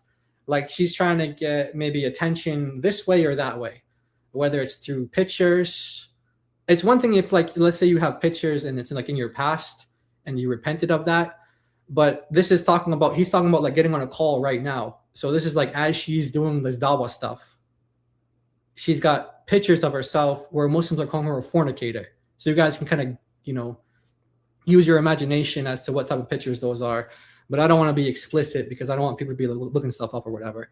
But Malik is not denying it. He's saying, aren't you in the pictures too? Who what's gonna happen? You know what's gonna happen. Who Kora Zania? No, wait, Zania, aren't you the one that put pictures of yourself in there too? So Malik's not denying it. He's not denying that she's a fornicator or an adulteress. He's just saying, weren't you in the pictures too?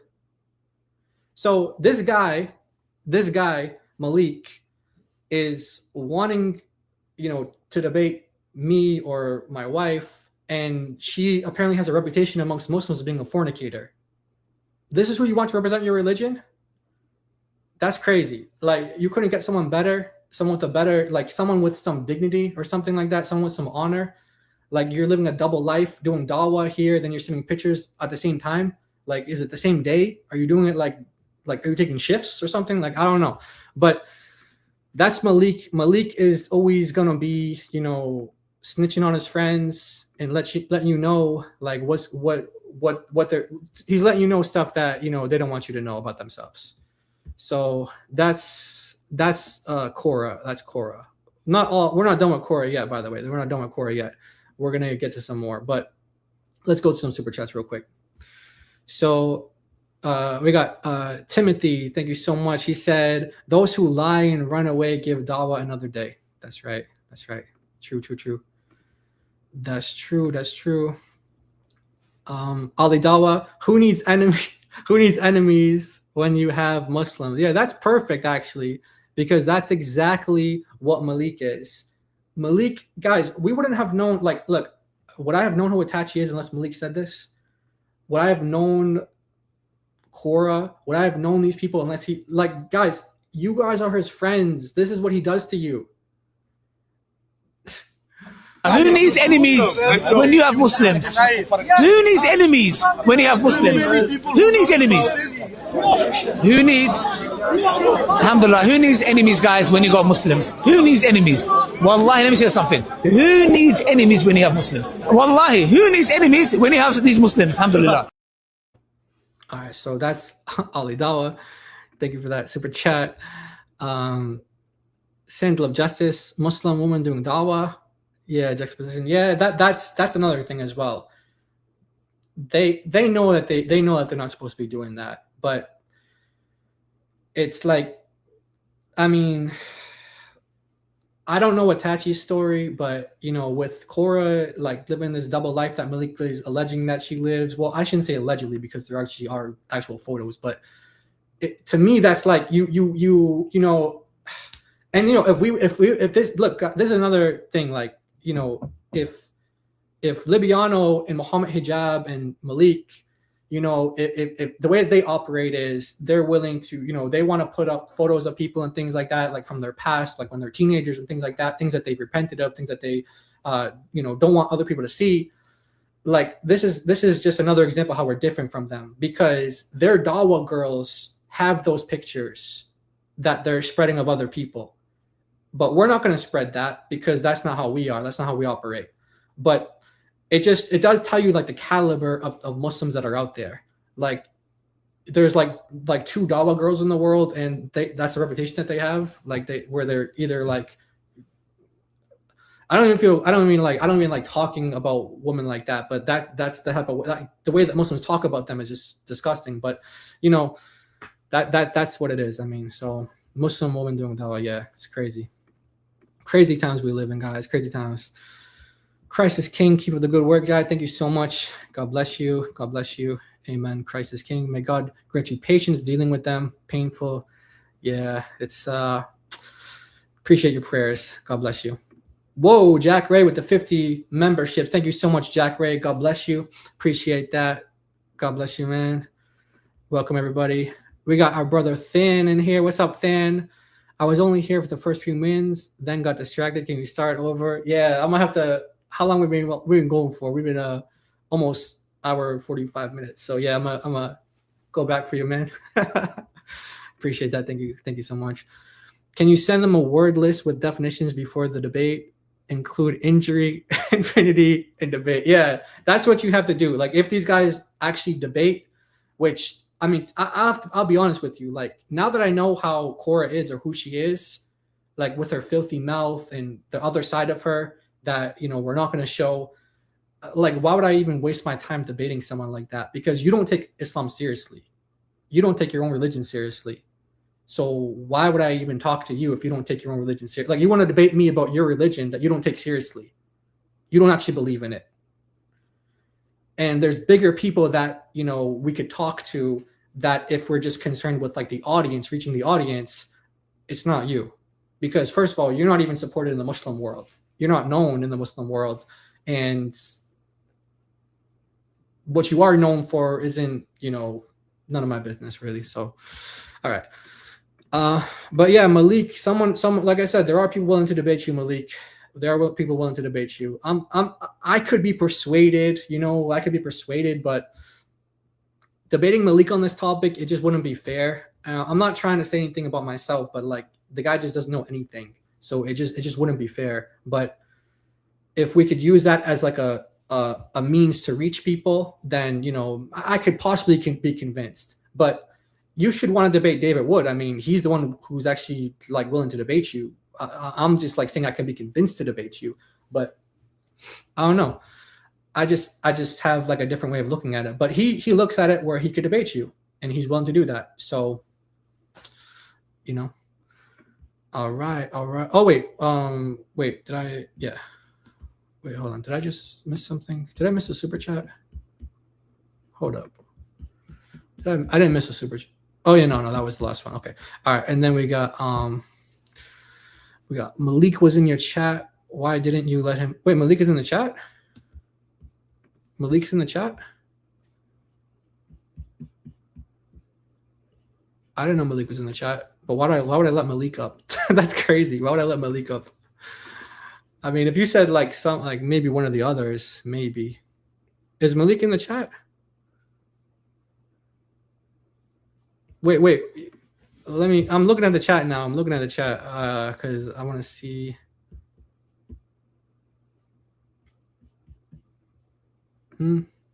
Let Malik up. Oh, he left. Okay. How do you guys know what was Malik? Oh, is it at Dr. Malik, or is it like someone just trolling? Like I don't mean trolling that Malik is here, but I mean like someone trolling as Malik. Oh, it's 30 minutes ago? Oh, okay. All right. Well, I didn't even see the chat, so I'm sorry guys. I'm doing this, but let's just go over some things real quick, and then we'll get to the debate with Kora, and then we'll pass actually we like just have time for. Hold on, we like just have enough time for the Kora debate, don't we? Let me just check. We like just have. Okay, yeah, I'm gonna have to start the debate now. I was gonna do something else, but maybe we'll do like a part 2. Well, let's just go to this debate now, guys. If you guys have seen this already, then you can just chill out. You guys can like just hit the like or whatever you guys want to do. But if you guys haven't seen it, this is a debate that I had with Kora some time ago, and this is Malik's top pick. So let's check it out, and then after this, I'll direct you guys over to Chris Kloss's channel. He's gonna be live with Avery. So let's go. Itachi will debate you. Libyano would debate you. Central will debate you. Nobody's scared of you, bro. You're a weasel. You're so easy to debate.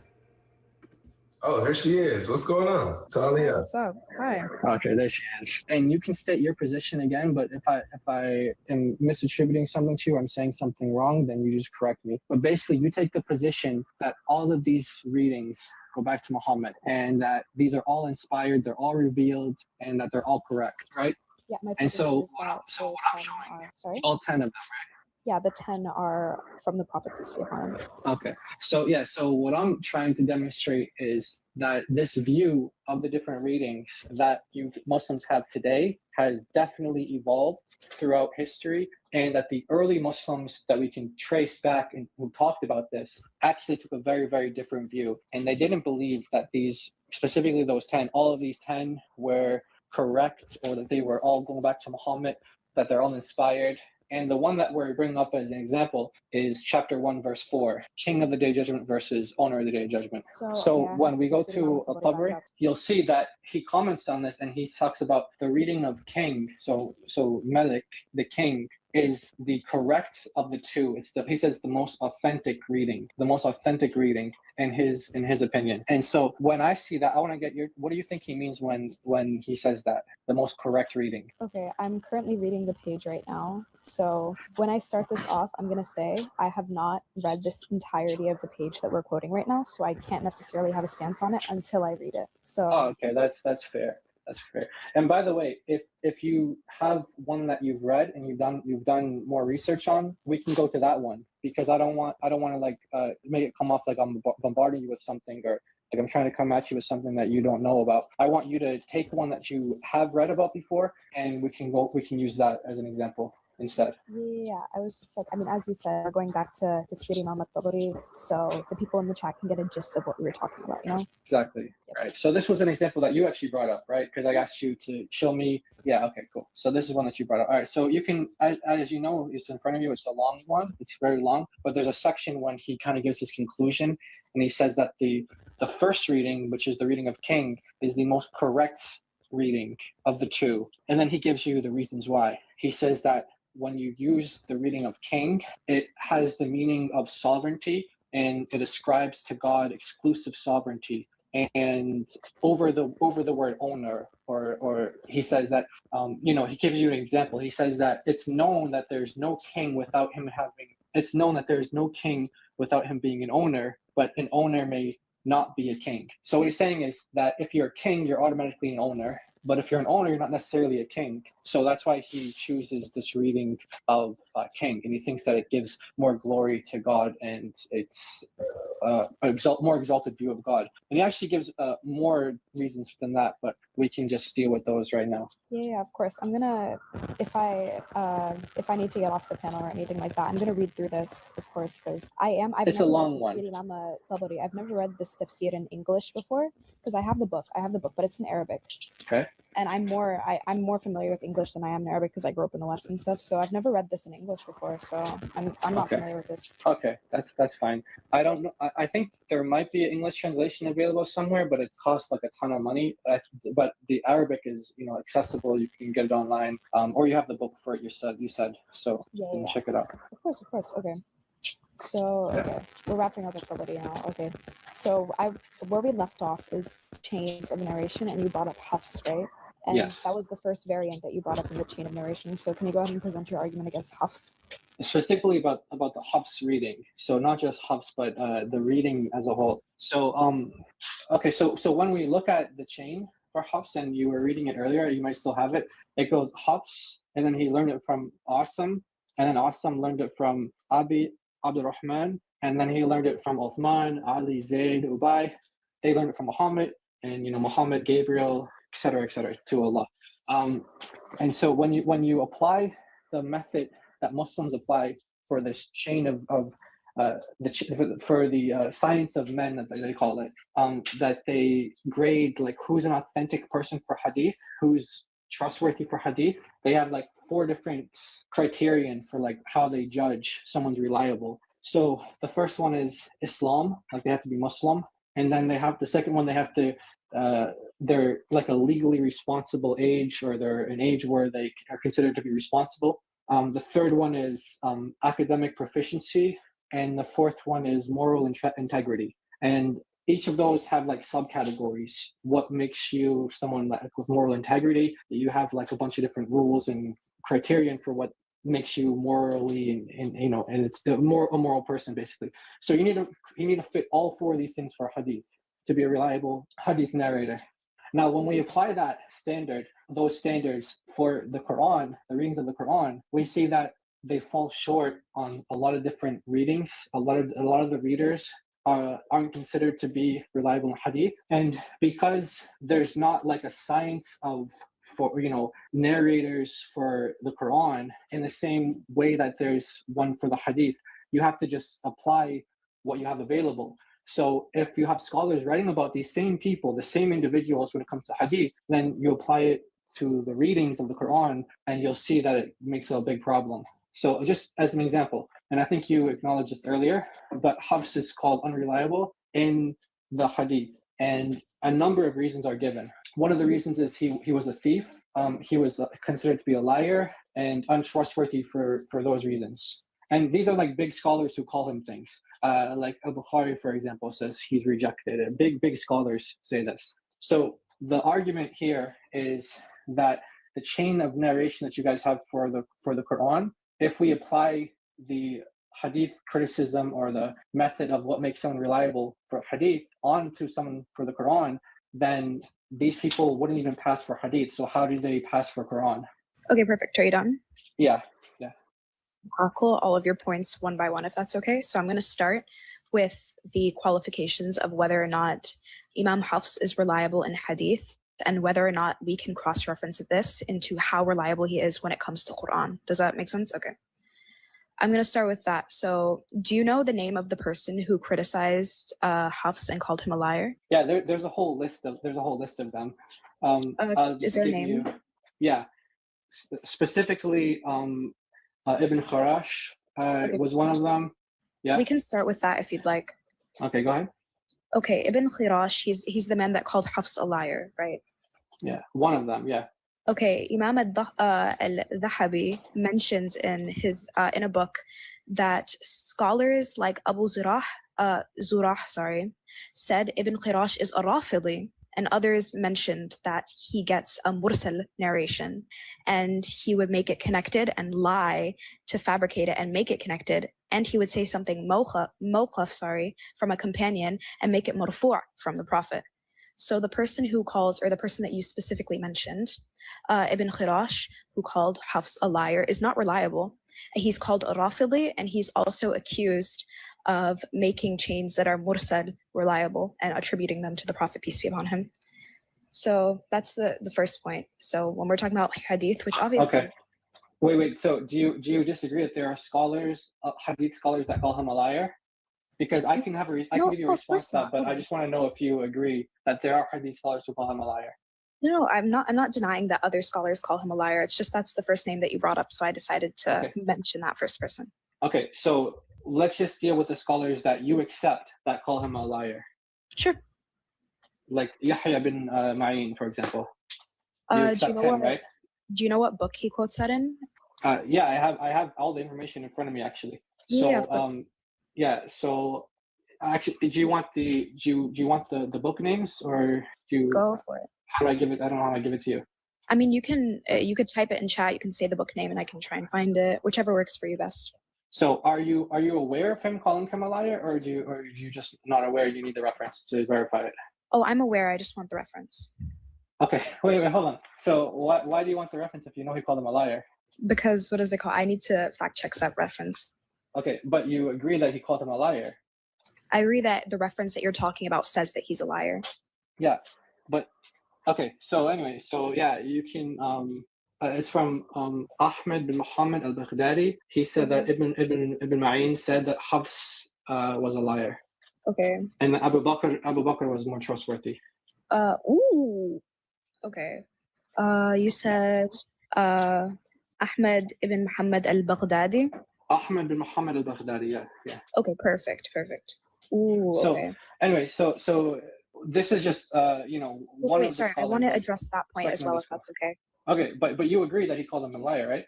Hold on, wait. I agree that it says in the book that you quoted that he is called a liar, but I want to address exactly the reference that you're talking about because I did find it and I want to talk about it. Okay, go ahead. Okay, perfect. Give me 1 second. So we're talking about Yahya ibn Ma'in calls Hafs ibn Sulaiman a liar. And I actually have the report here in Arabic if we can look at it. Okay. But here's an issue. The question is, do we have any information on who Muhammad al-Baghdadi is? Do we know if he is a good narrator? Do we know if he's a liar? Do we know if he's truthful? We don't have any information on him. Well, what do you think he is? You think he's just some nobody that's quoted in a book? Actually. So your scholars are just quoting a nobody and attributing him to saying Abu Ma'in said that Hafs is a liar. And you think they just made it up and they leave it in the narrator that is talked about in this reference that you gave me. We have no information on him, nor do we know whether or not he is credible, which means we can classify it. I'm saying, who's the scholar? I'm saying, no, you don't get to classify it as weak. Who's the scholar that classifies it as weak? Oh, 1 second. Yeah. Yahya ibn Ma'in calls Hafs a liar, but the issue is the report contains an unknown man. Yeah, but who is saying that though? Which scholar is saying that? 1 second, let me pull it up. Khatib al-Baghdadi doesn't even know who he is in this reference here. If I can pull up the Arabic if you'd like, if anyone in the chat can read Arabic. Historian of Baghdad, Khatib al-Baghdadi, doesn't even know who Muhammad al-Baghdadi is.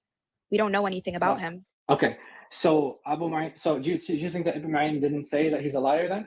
No, Ibn Ma'in is talking about a report that is reported by an unknown man. No. This is actually a common occurrence among... Ibn Ma'in is quoted as saying that Hafs is a liar. Do you disagree with that?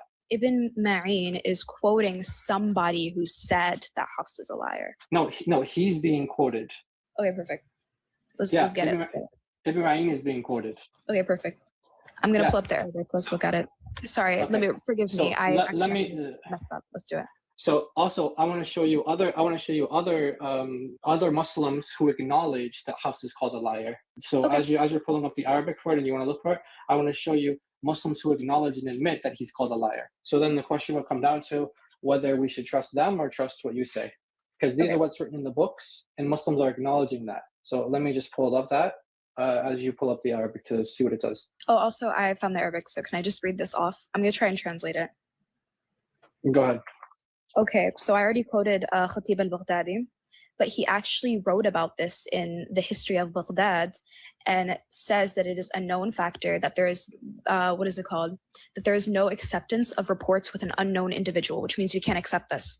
Due to the fact that we don't know who Muhammad al-Baghdadi is, we cannot accept this report. Yeah, I'm saying who is saying this? So, Khatib al-Baghdadi in his book, The History of Baghdad. Okay, but this is not the book that we're talking about, though. No, this is a scholar talking about the narrator that, a narrator that Yahya ibn Ma'in is quoting. Okay, and the book itself is no one in the book. I'm saying the scholar in the book isn't saying that this is not trustworthy, right? Ooh, the scholar You're talking about someone else is saying that. No, wait, sorry. We're talking about specifically Muhammad al-Baghdadi. Yeah, right. So what I'm saying is, the book that has Ibn Ma'in calling Hafs a liar, that book doesn't say that this is not trustworthy. Oh, so we're only talking about Yahya ibn Ma'in's book? Or can we... Well, where he's being quoted. That's what I'm talking about. Okay, perfect. No, because I was talking about a different scholar that classifies the narrator that is being quoted as unknown. Okay. Not specifically Yahya ibn Ma'in. Okay. So I can, but that's what I'm saying. I can give you other scholars who are saying that, yes, he is considered to be a liar by Ibn Ma'in, and not just him, by the way. He's just one. He's just one. So are you aware of all the reports that he's called a liar? Not all of them. Would you like to enlighten me?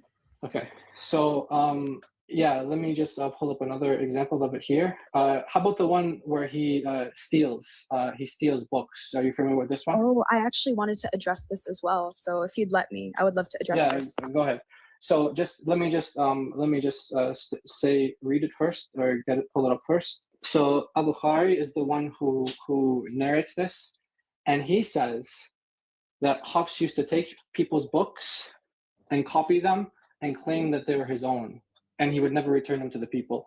So Al-Bukhari was discrediting him and saying this is why he should be abandoned, because he would steal books, meaning he's a thief, and then he would say that they're his own, meaning he's a liar. Okay, perfect. So what's your response? Can I go ahead and address this? Yeah, please, go ahead. You realize this is a completely different Hafs, right? This is talking about Hafs ibn Sulaiman al-As'adi, right? So Imam al-Dahabi mentions Hafs ibn Sulaiman al-As'adi, right? But the allege that he stole books, it's talking about a completely different Hafs. Okay, are you sure about that? Yes, I am. Okay, so I want you to make your point first before you go ahead, make your full point. Okay, perfect. 1 second. Okay, sorry, I don't mean to laugh, but I have it right in front of me, and it's not it is the same Hafs. But go ahead, make your point. Sure, I got you. 1 second, just give me a moment. Do you have it in front? Do you have it or no? Yeah, I actually have notes on this, so I'm looking through my notes right now. Okay. What I wrote, the claim that he stole books is, okay, so the name of the man who stole books was Hafs ibn Sulaiman al-Minqari, and not Hafs ibn Sulaiman al-As'adi, Abu Umar Khan. That's just my claim. I can present my evidence in a second, but I was gonna let you finish if you can. Go ahead, you present your evidence for it. Okay, sure. Hold on, I'm trying to pull up the Arabic first. Okay. Instead of just my quotes. So as you do that, let me just play something here. This is an audio that everyone can listen to. Let me know if you can hear this. By the way, do you follow YouTube, like Muslims on YouTube? Not really. I'm not really on any socials or anything like that. I don't watch a lot. You don't know. I don't really watch. I more so read. Okay, you don't know who Farid responds is or anything like that? Or I don't think so. No, I'm not big on watching YouTube. I mostly read. So Okay, no, this won't be helpful for you then. But just for the audience then, let me just play it for them because they'll be familiar with who he is. Okay, so this won't be meaningful for you because you don't follow these guys, but this is a big Muslim YouTuber. So I just want to play what he says, and you don't have to interact with it because you don't, if you don't care to, because you don't maybe you don't care for him. But let me just play. Anyone who knows who Farid is, all the Muslim Dawa guys that are in the chat, they know who Farid is. And listen to what he says. Here we go. To the narration of hadith. So like al-Bukhari said, Taraku, and also Muslim Khan Matruk. But some scholars of hadith also claim that he was a kadhab. So how do we deal with that? Good. Like Ibn Khirash and others. Yeah. Okay. So there are two, or at least two people who it has been attributed to that have said that Hafs is a liar. The first is Yahya ibn Ma'in, and the second is Ibn Khirash. That's the main concern, because Yahya ibn Ma'in is a major scholar of hadith. So how is it possible that this major scholar of hadith referred to Hafs as a liar? Yahya said, this Abu Umar is a liar, referring to Hafs. Now, I want you to keep a couple of things in mind here. Firstly, this statement is actually a statement in which he's saying that Hafs's recitation is the best recitation from Asim. Okay? Now, imagine that. Imagine referring to someone as a liar, but saying that his recitation is the best recitation. So what does that mean? That means that there are no specific issues with the recitation of Hafs. Listen. Okay. So anyway, like I said, you don't have to respond to that because you probably don't care what he has to say. But for all the Dawa Muslims who are listening, all the Dawa guys in the chat that know who Farid is, he takes the position that yes, he is called a liar by this big hadith scholar, and then he tries to explain it, why it's acceptable still. So he is actually called a liar. And then later on in the video, he gives a challenge and says, okay, yes, he's called a liar, but I want to challenge you to show me where he lied. And that's his challenge for the people. You heard him referring to, anyway, you heard what he said. So now I can show you where Bukhari, when he's referring to Hafs as someone who used to steal books, that this is the same Hafs, but you want to present evidence, so you can present your evidence before I do that. Right now I'm trying to find these books instead of screenshots because my screenshots are extremely blurry, as I showed. So I'm trying to actually refer to the actual book PDF, but you can go ahead while I'm finding this one book. It's a singular book. It'll be quick. But I want to hear the rest of your evidence, if that's okay. Yeah, sure. So you have Hafs with you, right? Like the isnad, like do you have the chain for it? Yeah, I do have the chain. Okay. So just real quick, just read his name, like Hafs's full name, just so I can be sure, because this is the same one here. I just want to present this to you. Sure, yeah. Let me just pull up the chain for his qira'at. Yeah. And you also heard Farid there refer to him as Abu Amr as well. So that's another name that he has as well. But let me just get this ready while you confirm his name for us. Hafs ibn Sulaiman al-As'adi. Okay, perfect. So God Logic, can you give me the big screen real quick, bro? Thank you, man. Appreciate it. All right, here we go. So this is the same Hafs, right? Hafs ibn Sulaiman al-As'adi Abu Umar. Okay. Yeah, now you can continue to read this hadith here, and you'll see the story here. He's narrating. Actually, I don't know how I can show you the full thing. It's kind of but anyway, this is the story. Let me go to the source.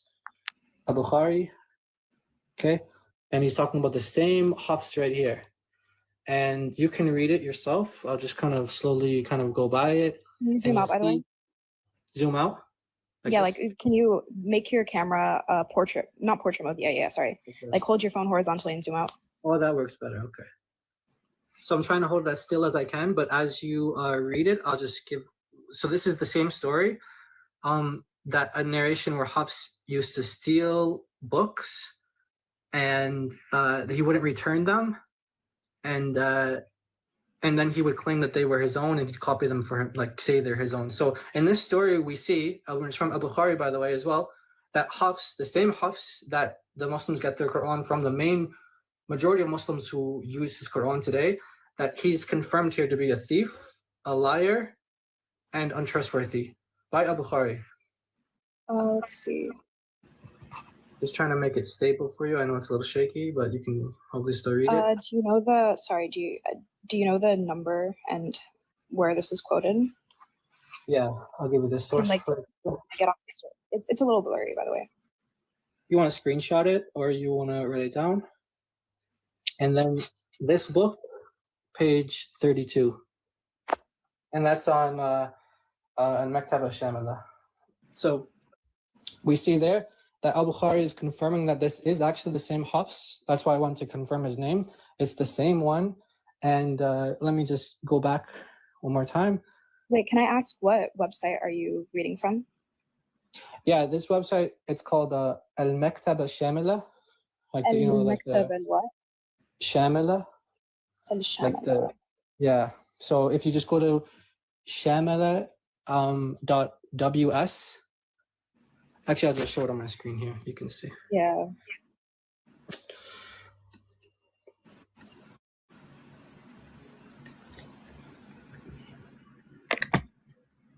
Okay, there we go. Shamila, hold on one second. I'm just gonna directly type this in so I can read through this. Shamila.ws. Dash book. Book / 1054 2/22. Yeah. Hashtag and then P1. P1. Okay. Hopefully this So works. yeah. So you can go through it and you can see. And by the way, there were actually other Muslims who I know that you don't. I heard you saying that you don't like Sunnah.com because you think that there's some Shia sources on there or whatever. But there are actually Shia Muslims who have done the same critique on these different qira'at as well, where they go through the hadith science and they see, okay, this is what makes this person reliable, this is what makes this person unreliable, and they would take these names of these different readers and they go through this process and see, okay, what do these scholars say about the trustworthiness of this person? And then they go to the next person, this person, and they came up with all these problems. So even though the Shia, they use the same like Quran as you, they still actually came up with these problems with this. So what I'm saying is, it's not just you know, it's these are other Muslims who are coming up with these issues as well. They see this as a problem. Hold on. You might not consider them Muslims. Wait. Sorry. Wait, have you read through the Arabic of this? Wait, have you had like any Arabic speakers read through this? The book that you're quoting? Yeah. Why you don't? What's wrong with it? Is there a problem with it in Arabic? No. I was just asking you, have you asked an Arabic speaker to read through this? Yeah. أنا بحكي عربي كمان. Oh, nice. Okay, perfect. Okay. So anyway, you can read through it and you'll see he's going through these different people, and when he's at the Hafs, okay. What Wait, do you want it to be read in Arabic? Or do you read Arabic? Yeah. Do you want it to be read in Arabic? We can read it for you if you want in Arabic. It's no problem. Go for it. Okay. Okay. Yeah. Let me have it read for you. Okay. Okay, perfect. Okay. Sorry. Hold on one second. So let me just put it on the screen and then we'll read it. So can you not read Arabic, or do you need someone to read it for you or something, or what? Well, I can read Arabic. It's just I take a lot of time because Okay. it wasn't my first language, but I can read Arabic. Okay, no problem. Okay, it says go. Just حفص Hafs. ابن سليمان الأسدي أبو عمر عن علقمة بن مرقد تركوه they left him. وقال أحمد بن حنبل رحمه الله أحمد بن حنبل said قال يحيى أخبرني شعبة قال أخذ مني حفص بن سليمان كتابا.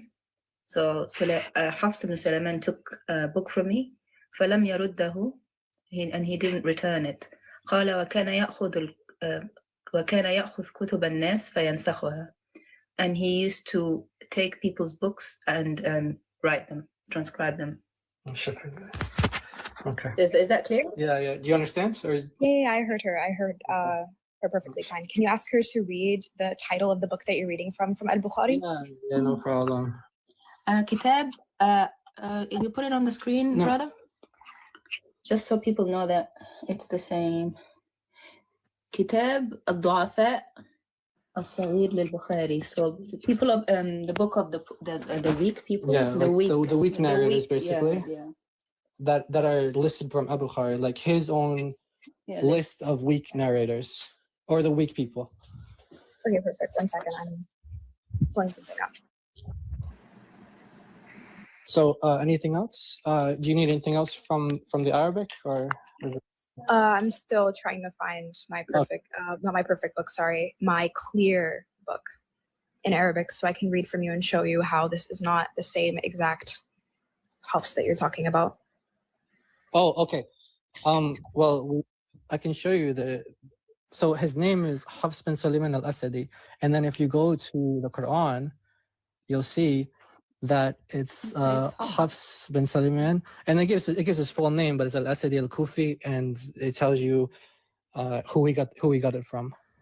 Yeah, we'll show it. Hold on, let me show it to you. Yeah, you can pull it up if you'd like to, but you don't have to. I think I know what you're talking about. Hafs bin Sulaiman al-Ish ابن المغيرة. Oh. المغيرة al-Asadi al-Kufi. Oh. So it is the same Hafs, yeah. Oh. Should I say something? Okay, 1 second. What do you want to say? No, I was talking to myself. Don't worry, I wasn't talking to you. Okay. So anyway, it's the same Hafs. When you go to the Isnad, it just gives you his fuller name. But in Abu Bukhari, when he calls him Abu Amr, that you also heard Farid call him that as well, Abu Amr. That's like his title. Yeah. Yeah, it's his kunya. His like that's his oldest son's name. Ooh. 1 second.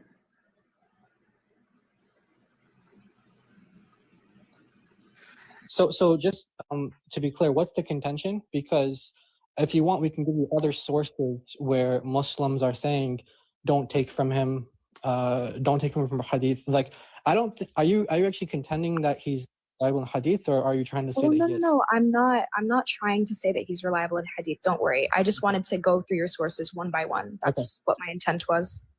Not to argue that he was authentic or not authentic. Sorry, reliable in hadith. That wasn't my argument. Okay. So it's when we wanted to move through your arguments one by one. Yeah, that's fine. And so far, you can see that he's. I mean, let's just stick with this one in itself. This one in itself, he's called a lie. Like he basically, when you steal books from someone, and you say that they're your own, like you copy them for yourself, say that they're your own. That means that you're a liar. And then also he's a thief as well because he's stealing books from people. So Jai, really quick, for the audience that's listening, why is this important that amongst the early Muslims and amongst the scholars that Hafs is seen as unreliable in hadith and things of this nature? Why is this important to Quran preservation or his recitation of the Quran? Exactly. And by the way, it's not just Hafs, by the way, because once you get to Asim is also said to have a weak memory to the point where you have Muslim scholars saying anybody named Asim has a weak memory because of how bad his memory was. He went like senile and stuff, and he just was always forgetful. So, and then you go to Abu Abdurrahman as well, who is next in the chain, and you have a hadith that says he never learned the Quran from Uthman. He only learned it from Ali. But the chain says he learned it from Uthman. So there's so many problems with this chain. Why this is a problem is because Muslims, they say that they have this chain that connects them to Muhammad. This Quran connects them to Muhammad. They have this person who got it from this person, who got it from this person. And when we go down the list and we see, okay, actually this person, Muslim scholars call him a liar. Muslim scholars say he has bad memory. Muslim scholars say he's unreliable. When you go down the list, you'll see that this chain that they have, they would never accept a hadith from this person. Hafs. They would never accept a hadith from him, but yet they accept the Quran from him. So Okay, can I ask you a imagine question? this. Yeah, but just here's the point though. Here's the major point. Imagine that you don't accept hadith from somebody because they're a liar and a thief, but yet you're going to accept the word of God from them. Like, it's a much bigger thing that you're trusting him with. If you don't trust him in something smaller, why would you trust him in something bigger, like the Quran? Wait, can I ask you a question? Yeah. Are there any scholars that criticize Hafs in his qira'at of the Quran? Yes, there are. There are some scholars who say that Huff would get things from himself, and he didn't even get it from his teacher, actually. Can you cite the source? Okay, so hold on, because I feel like I keep giving you sources, but we're not. I want to make sure we're getting somewhere with this. So Yeah, I want to show you this one more. Okay? I just want to show you this one more source from a big scholar who is very significant, who said that Hafs used to get some readings that he has from himself. He didn't even get it from Asim. Okay, so do you know who Abi Mujahid is? I think so, yeah. Okay, so do you know what his significance was? Enlighten me.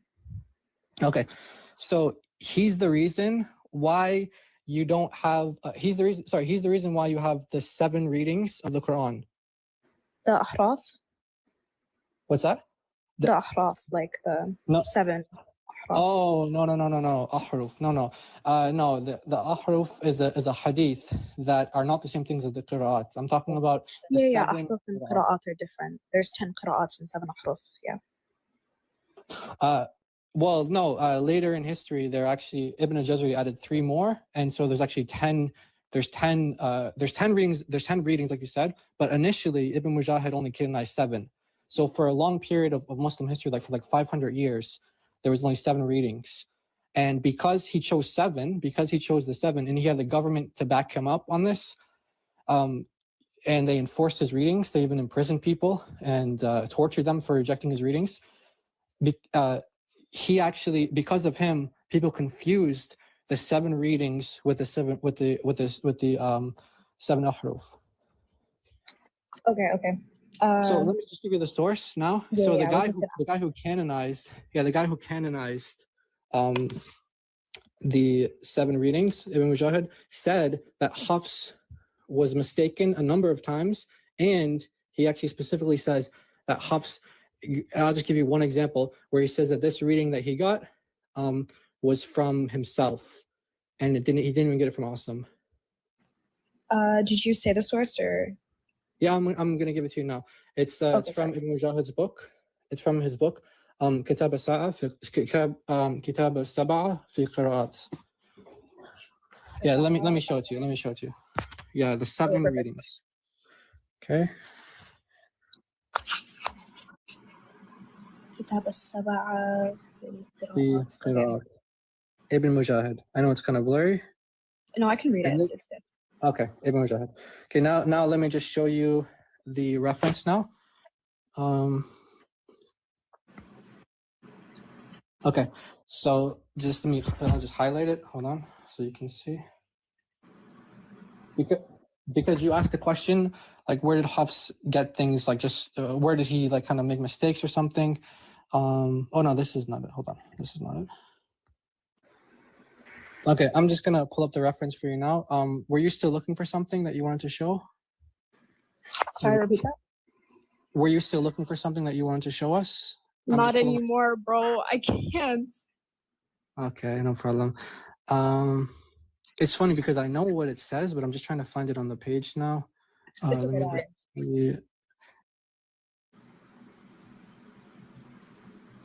Okay, for some reason I had like 2 bookmarks for the same thing, and I was showing the wrong bookmark. So anyway, here it is here. Same reference. It's the same reference. So the same website as before. This is the book, like, you already saw that, and then the page is what is that, 608? Yeah, 608. Okay, and then here's the reference here. So page 608 in his book. It's saying, قرأ Hafs, عن نفسه لا عن عاصم. So he read it from himself, not from Asim. Yeah. The Dhamma Dad. So he put a Dhamma on the Dad Yeah, just from himself. Exactly. And actually, and Ibn Mujahid actually says that this is a mistake because he says it goes, he said that he mixed up the verb with the noun. But anyway, so Ibn Mujahid, the one who canonized, the readings, he actually said here that Hafs is getting it from himself, not from Asim, even though it's supposed to be from Asim. He's not supposed to be making stuff up on himself. Ooh, wait, can you pull up the page again if you don't mind? Yeah, no problem. Did you want the quote or did you want like the page number or what did you? The page number. Okay. I can't send links in here. I don't know how to do that. Yeah, what is that? 608? Looks like yeah, it looks like 6. Yeah. Okay, oh, it's 5? Oh, it's 6. Not either. I'm tripping. That says 5. No. 508. Yeah, is it 508? No, it's trying to figure it out. Just copy paste it. Actually, I'll give you the link on the top. Let me just do what I did last time. I'll give you the link. Of course. It's blurry. Hold on. Okay, there we go. You can screenshot that, maybe? Got you. What is it?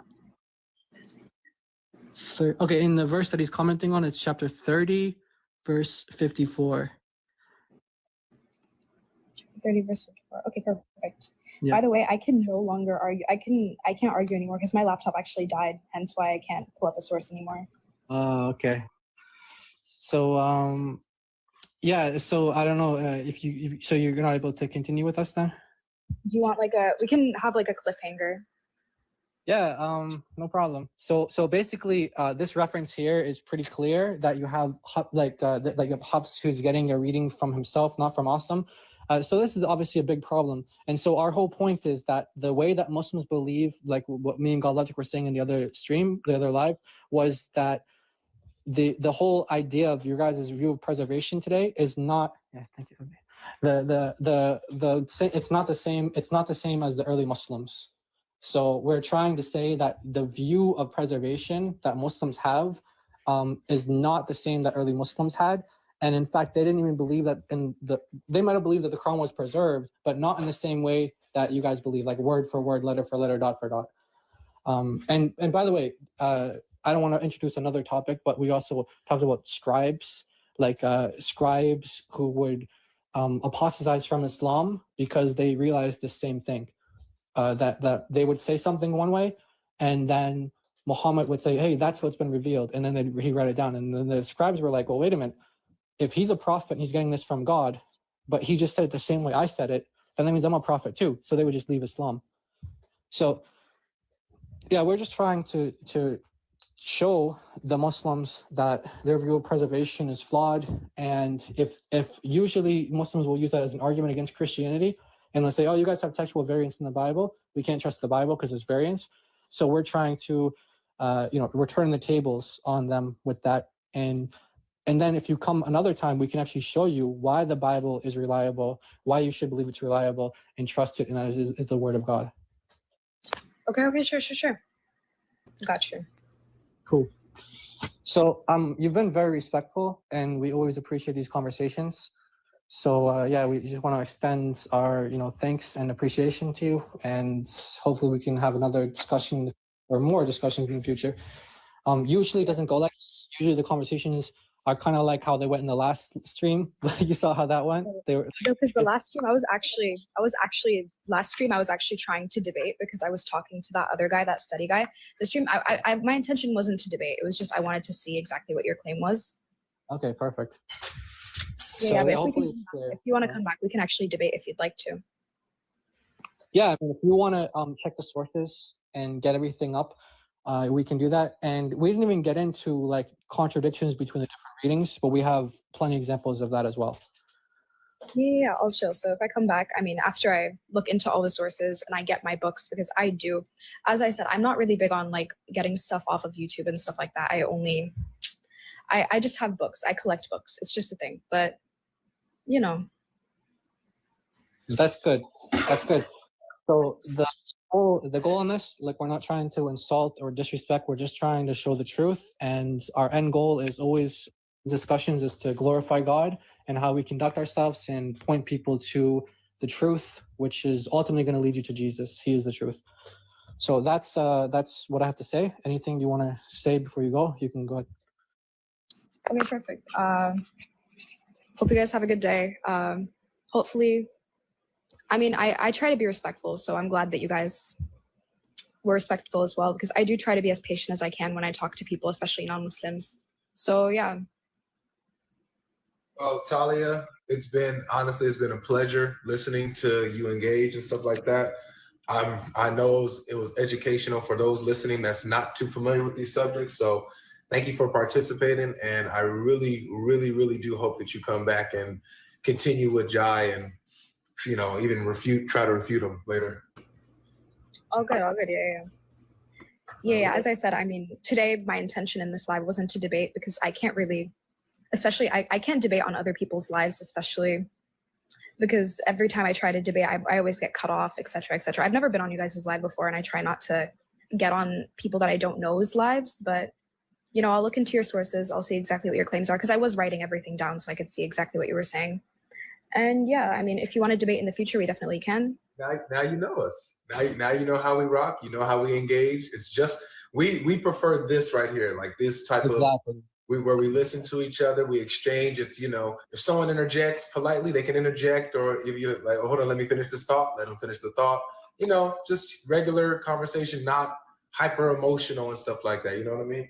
There's like Muslims in the chat being like, yeah, you learned your deen based off of what Christians say. I'm not here to debate in the first place. I came up here not to debate, but because I was invited to talk about it. But it's been a respectful conversation. So have a good day to you guys, and assalamu alaikum to everyone in the chat. And please stop takfiring me, bro. I am a Muslim. I don't know what you're talking. Stop takfiring me, bro. I didn't do crap. All right, guys. So in the chat, people were saying like she shouldn't be doing Dawa, especially as a woman, and people were takfiring her, meaning saying she's not a Muslim. But yeah, as you guys can see, that was a discussion we had with her. It was about 2.5 years ago, and so you guys pointed out that she's using a different nickname, and she's acting completely differently than how we saw her acting, like with her normal interactions. So yeah, that's it. I mean, I didn't even like, this is my first time hearing this whole thing. The last time it was like when it was happening in real time, and then we clipped like 10 minutes of it for, you know, a stream that we did before, because Drake let us know like we should probably like do a review of it because of who she is. Like, again, we didn't know who she was, and we didn't know how she is with people. But if that was the only interaction I've ever had with her, and only experience I've had with her was that, I would think like, yeah, she's just someone who's just learning. She's respectful. She's whatever. But now that I know that she's like one of these nasty Dawa types that has like a really foul mouth, and apparently she's living another, I shouldn't say apparently again, because like there's actually evidence of it, that she's living a double life. She doesn't really take Islam seriously. And, you know, that's between her and God, really. But yeah, someone in the chat pointed out that she didn't even pronounce ahruf correctly, which is kind of funny because that's a topic that Malik wanted her to debate on. Qira'at and ahruf, they sort of go together, and she doesn't even know how to pronounce the word. But anyway, that was the discussion, guys. I think Chris and Avery are going to be live. Okay, he just said that they're going to be a little... Oh, wait, they're going to be 10 minutes. All right, they're going to be 10 more minutes. All right, let's go some super chats real quick then, and go from here. Chris is going to be live with Avery in about, yeah, what is it, 12 minutes from now? Okay, that's fine. All right, so we got Timothy saying Malik would probably look for a clip so we could go, yo, chat, I debated Jai, Club Paru. Yeah. It's possible that was actually the real Malik in the chat, you know, or someone just made a name and said it was Malik. But do you guys think Malik would really debate? I mean, I don't think he would actually debate. But again, I'm not even at the point where I'm convinced that I should even be talking to him, to be honest. But like I said, David said he's willing to talk to him. So if you want to talk to someone who's willing to debate you, do it with David. David's willing to, Right now, I'm not convinced yet. I'm not convinced that I should be talking to you. But Matt says, I remember watching this a few days ago, and you won a very good job. In this discussion, there's like a lot of stuff that I could have mentioned as well, but I just wanted to like answer what she was saying, but it goes way deeper than that, and there's way more problems than that. But yeah, if you guys want more information on the topic, we have lots of streams where we go through different slides, different information. You guys can all screenshot all the references. You guys can get all the translations and everything like that, and we have it all available. So check it out, use it, and pray that when Muslims see this, that they would turn away from this liar and turn to the Lord Jesus Christ, who is the truth. Islam is officially the art of mutual backstabbing. Yeah, that's basically, I mean, Malik is the ultimate proof of that, isn't he? Malik's the ultimate proof of that. This guy, everyone he's friends with, he just destroys. He destroys their reputation, or he exposes them for who they really are, so everyone knows who they are, or he'll just dox them or whatever. This guy, Radical, what's up, Radical Moderate? He said, this chorus sounds fun. She don't take no gruff from the muzz. The muzz. She gives as good as she gets from the muzz and is decent with you in God logic, so she should be okay. I don't know. I mean, I'm not too familiar with her, but it seems like most of her interaction with Christians, she's also condescending and nasty to as well. But in terms of how she interacted with that other Muslim guy, where she's swearing at him using the F word and things like that, that's like behavior that is just it's hard for me to be motivated to debate someone like that, because I feel like if that's how you're going to talk and you're just going to operate in an ungodly way, then yes, you should be preached the gospel to, and you should be called to repent. But why would I debate you on your religion that you don't even take seriously? Like, that's how I feel, So I feel like that's how I am with a lot of these Dawa guys who live these double lives. But, I mean, most of them aren't even willing to debate anyway. Like, Malik just says that Libyano is willing to, he's like, Libyano will debate you, or these two girls in Central, whatever, and him, they'll debate me. But you guys know they won't actually debate. But yeah. So yeah, she's Muslim and godless. Yeah, that's true. And I feel like if someone is going to be doing that kind of stuff, where like you got pictures of yourself and you're sending those out to guys, and then you're like being a Dawa person as well, it just shows how the devil's using that person, right? Like, the devil's trying to use you when you do Dawa, and you're trying to take souls away from the kingdom of heaven and into the kingdom of hell. And if that doesn't work, then if you're sending these ungodly pictures of yourself, or your whatever you're doing, that's another way the devil can try to snatch someone as well. So the devil is definitely using this girl, and she needs prayer for sure, but she shouldn't really be taken seriously. So guys, we got about 7 more minutes before Avery and Chris go live. So what do we want to do, guys? What do we want to talk about? We got like 10 minutes. So let's pull up Chris's stream, and we'll wait till they go live. Let's give them a thumbs up. So let's see what's going on, guys. What's going on? They think they know the Arabic. Yeah. I mean, she was all over the place when she's trying to pronounce Arabic words and stuff. And but she said it herself, like she's like born in the West there. It's not like her first language and stuff like that. So, but what gets me is when they try to like press people on Arabic, but you don't even know Arabic to press them on it. Like that's what annoys me. 7 minutes really means 15 minutes. Oh no, we got 15 minutes. Oh, we'll see. Who would you like to debate? I mean, I'm not really like someone who does like formal debates. Like I used to love doing, like when we were on Clubhouse and stuff, I used to love like joining rooms and just having like debates like that, how I just had it with Kora there, or her used to go by Talia. But that's the kind of discussion that I prefer. when it comes to like formal debates, like 20-minute opening statements and then, rebuttals and cross-examination is where it's at. Cross-examination is where it's at. Like, that's what I love having in discussions. But I don't know. I'm not really like interested in doing formal debates. I'm not saying I'm opposed to it, but I'm not really interested in that, to be honest. But I'll have a discussion with anybody. Anyone who's willing to have a discussion, like we have call-in streams or whatever. Anyone can call in. There's no limits. Like, we don't like put limits on people. Like, oh, this person can come or this person can come. You guys know we just put out the link, and whoever wants to join, they can join. So, yeah. Someone said, you said very arrogant in her recent vids. Yeah, she became arrogant over time. Yeah.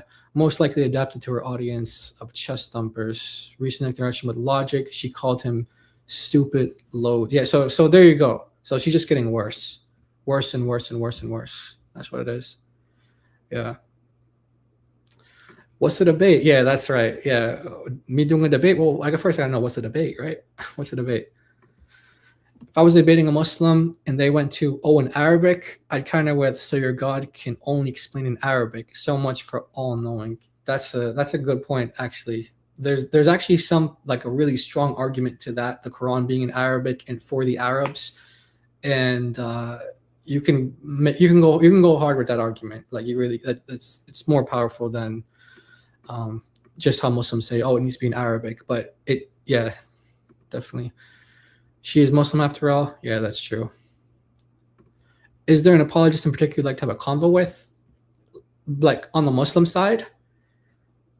In terms of this topic, I think the person who knows this topic the best is Farid. And I've already talked to him about this topic.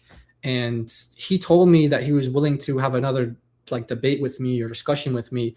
And there was even, like, a Muslim, like, I don't know, like, podcast, like, whatever. They were like, yeah, we'll host it. You guys can come on. And nothing ever came out of it. I don't really like let's see, like, who are like Muslim debaters? Like, you have like Jake, you have Daniel. I mean, who else? Muhammad Hijab, is he even still like around? I don't even know if he still does debates. Ali Dawa, does he do debates? He just, I mean, I don't know. You have like the new ones like Libyano, but would Libyano be willing to even have a debate on this topic? I don't know. But there's not like someone that I'm looking out for, like, I really, really want to talk to that person or debate that person.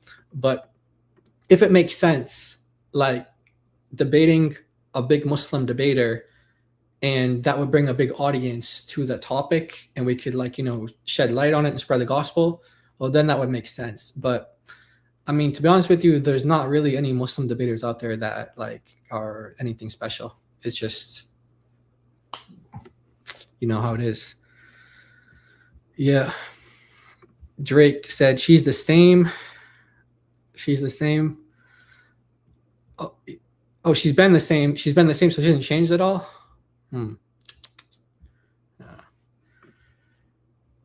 Jay, love how you made her ego and pride implode at the same time, just using truth.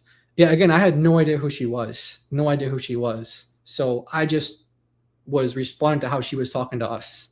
So if she came in aggressive or she came in like, hot or whatever, then it would have been different. But I was just responding to how she was. I didn't know who she was at all. But now that I know how she is, and if I ever like, well, I don't think I would actually talk to her given what I said earlier. But yeah. Farid is honestly the best in terms of personality of Dawa guys, much more a chill guy. Yeah, Farid is definitely on the better side. He's also more educated than a lot of the Dawa guys. He's also a lot more educated.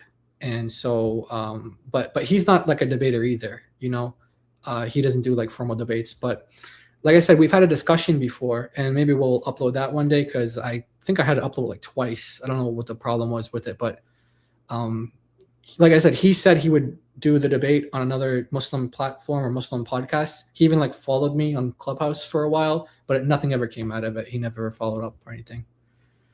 Yeah. Ali Dawa is selling halal cat food. More important. That's true. Hijab has too many lawsuits to debate. That's a fact. Yeah. Junior's retired. All right. So we got Chris and Avery. 1 minute and 30 seconds. Let's see if they're going to be on time. Let's see.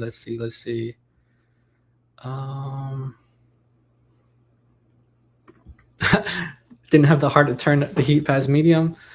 I mean, it just depends on the person. It depends on the person. Like, because all this stuff's been happening with Malik, people have been like sending me clips or whatever, discussions, or they're reminding me of like, you know, back like at this time you debated Central and you debated Malik. Like, I actually have debates with Malik and Central on Isaiah 42 verse 19, and what is, does that mean that the servant of Isaiah is a Muslim or not?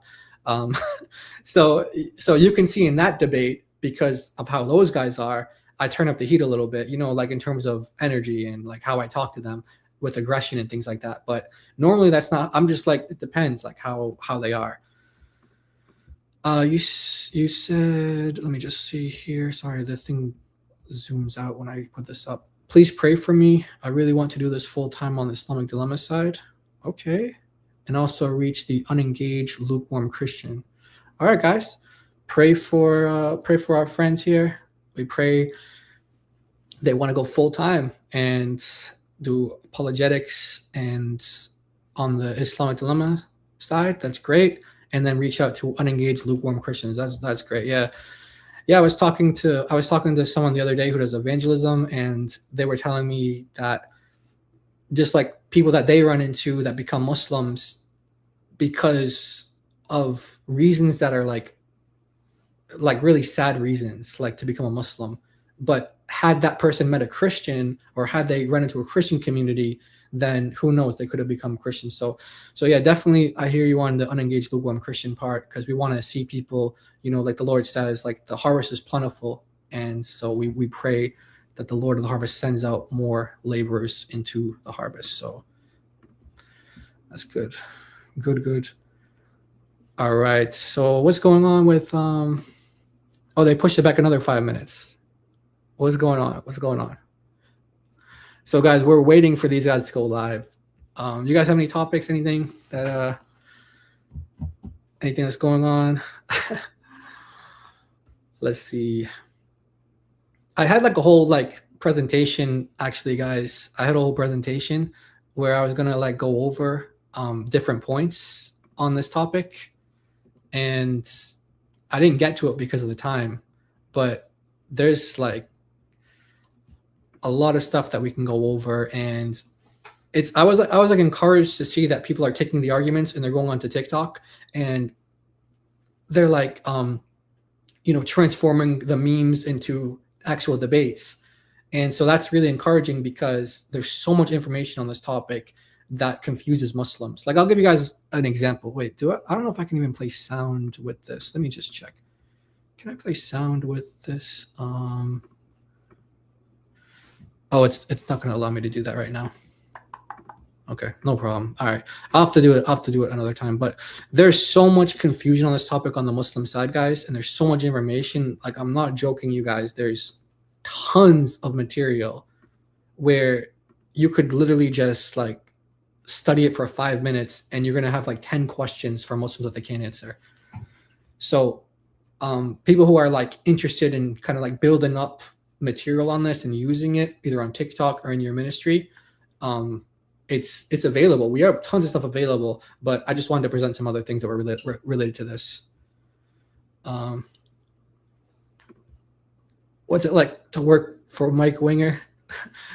Working for David is really cool. That's was a huge blessing that we did not see coming. We didn't expect that. And we're so like humbled by that, and it's awesome. It's an honor, and you know, we really appreciate it. And we're just getting started, really, guys. Like, pretty soon you guys are going to see some like major things, like developments in terms of what we're doing in person and like studio and things like that. It's going to be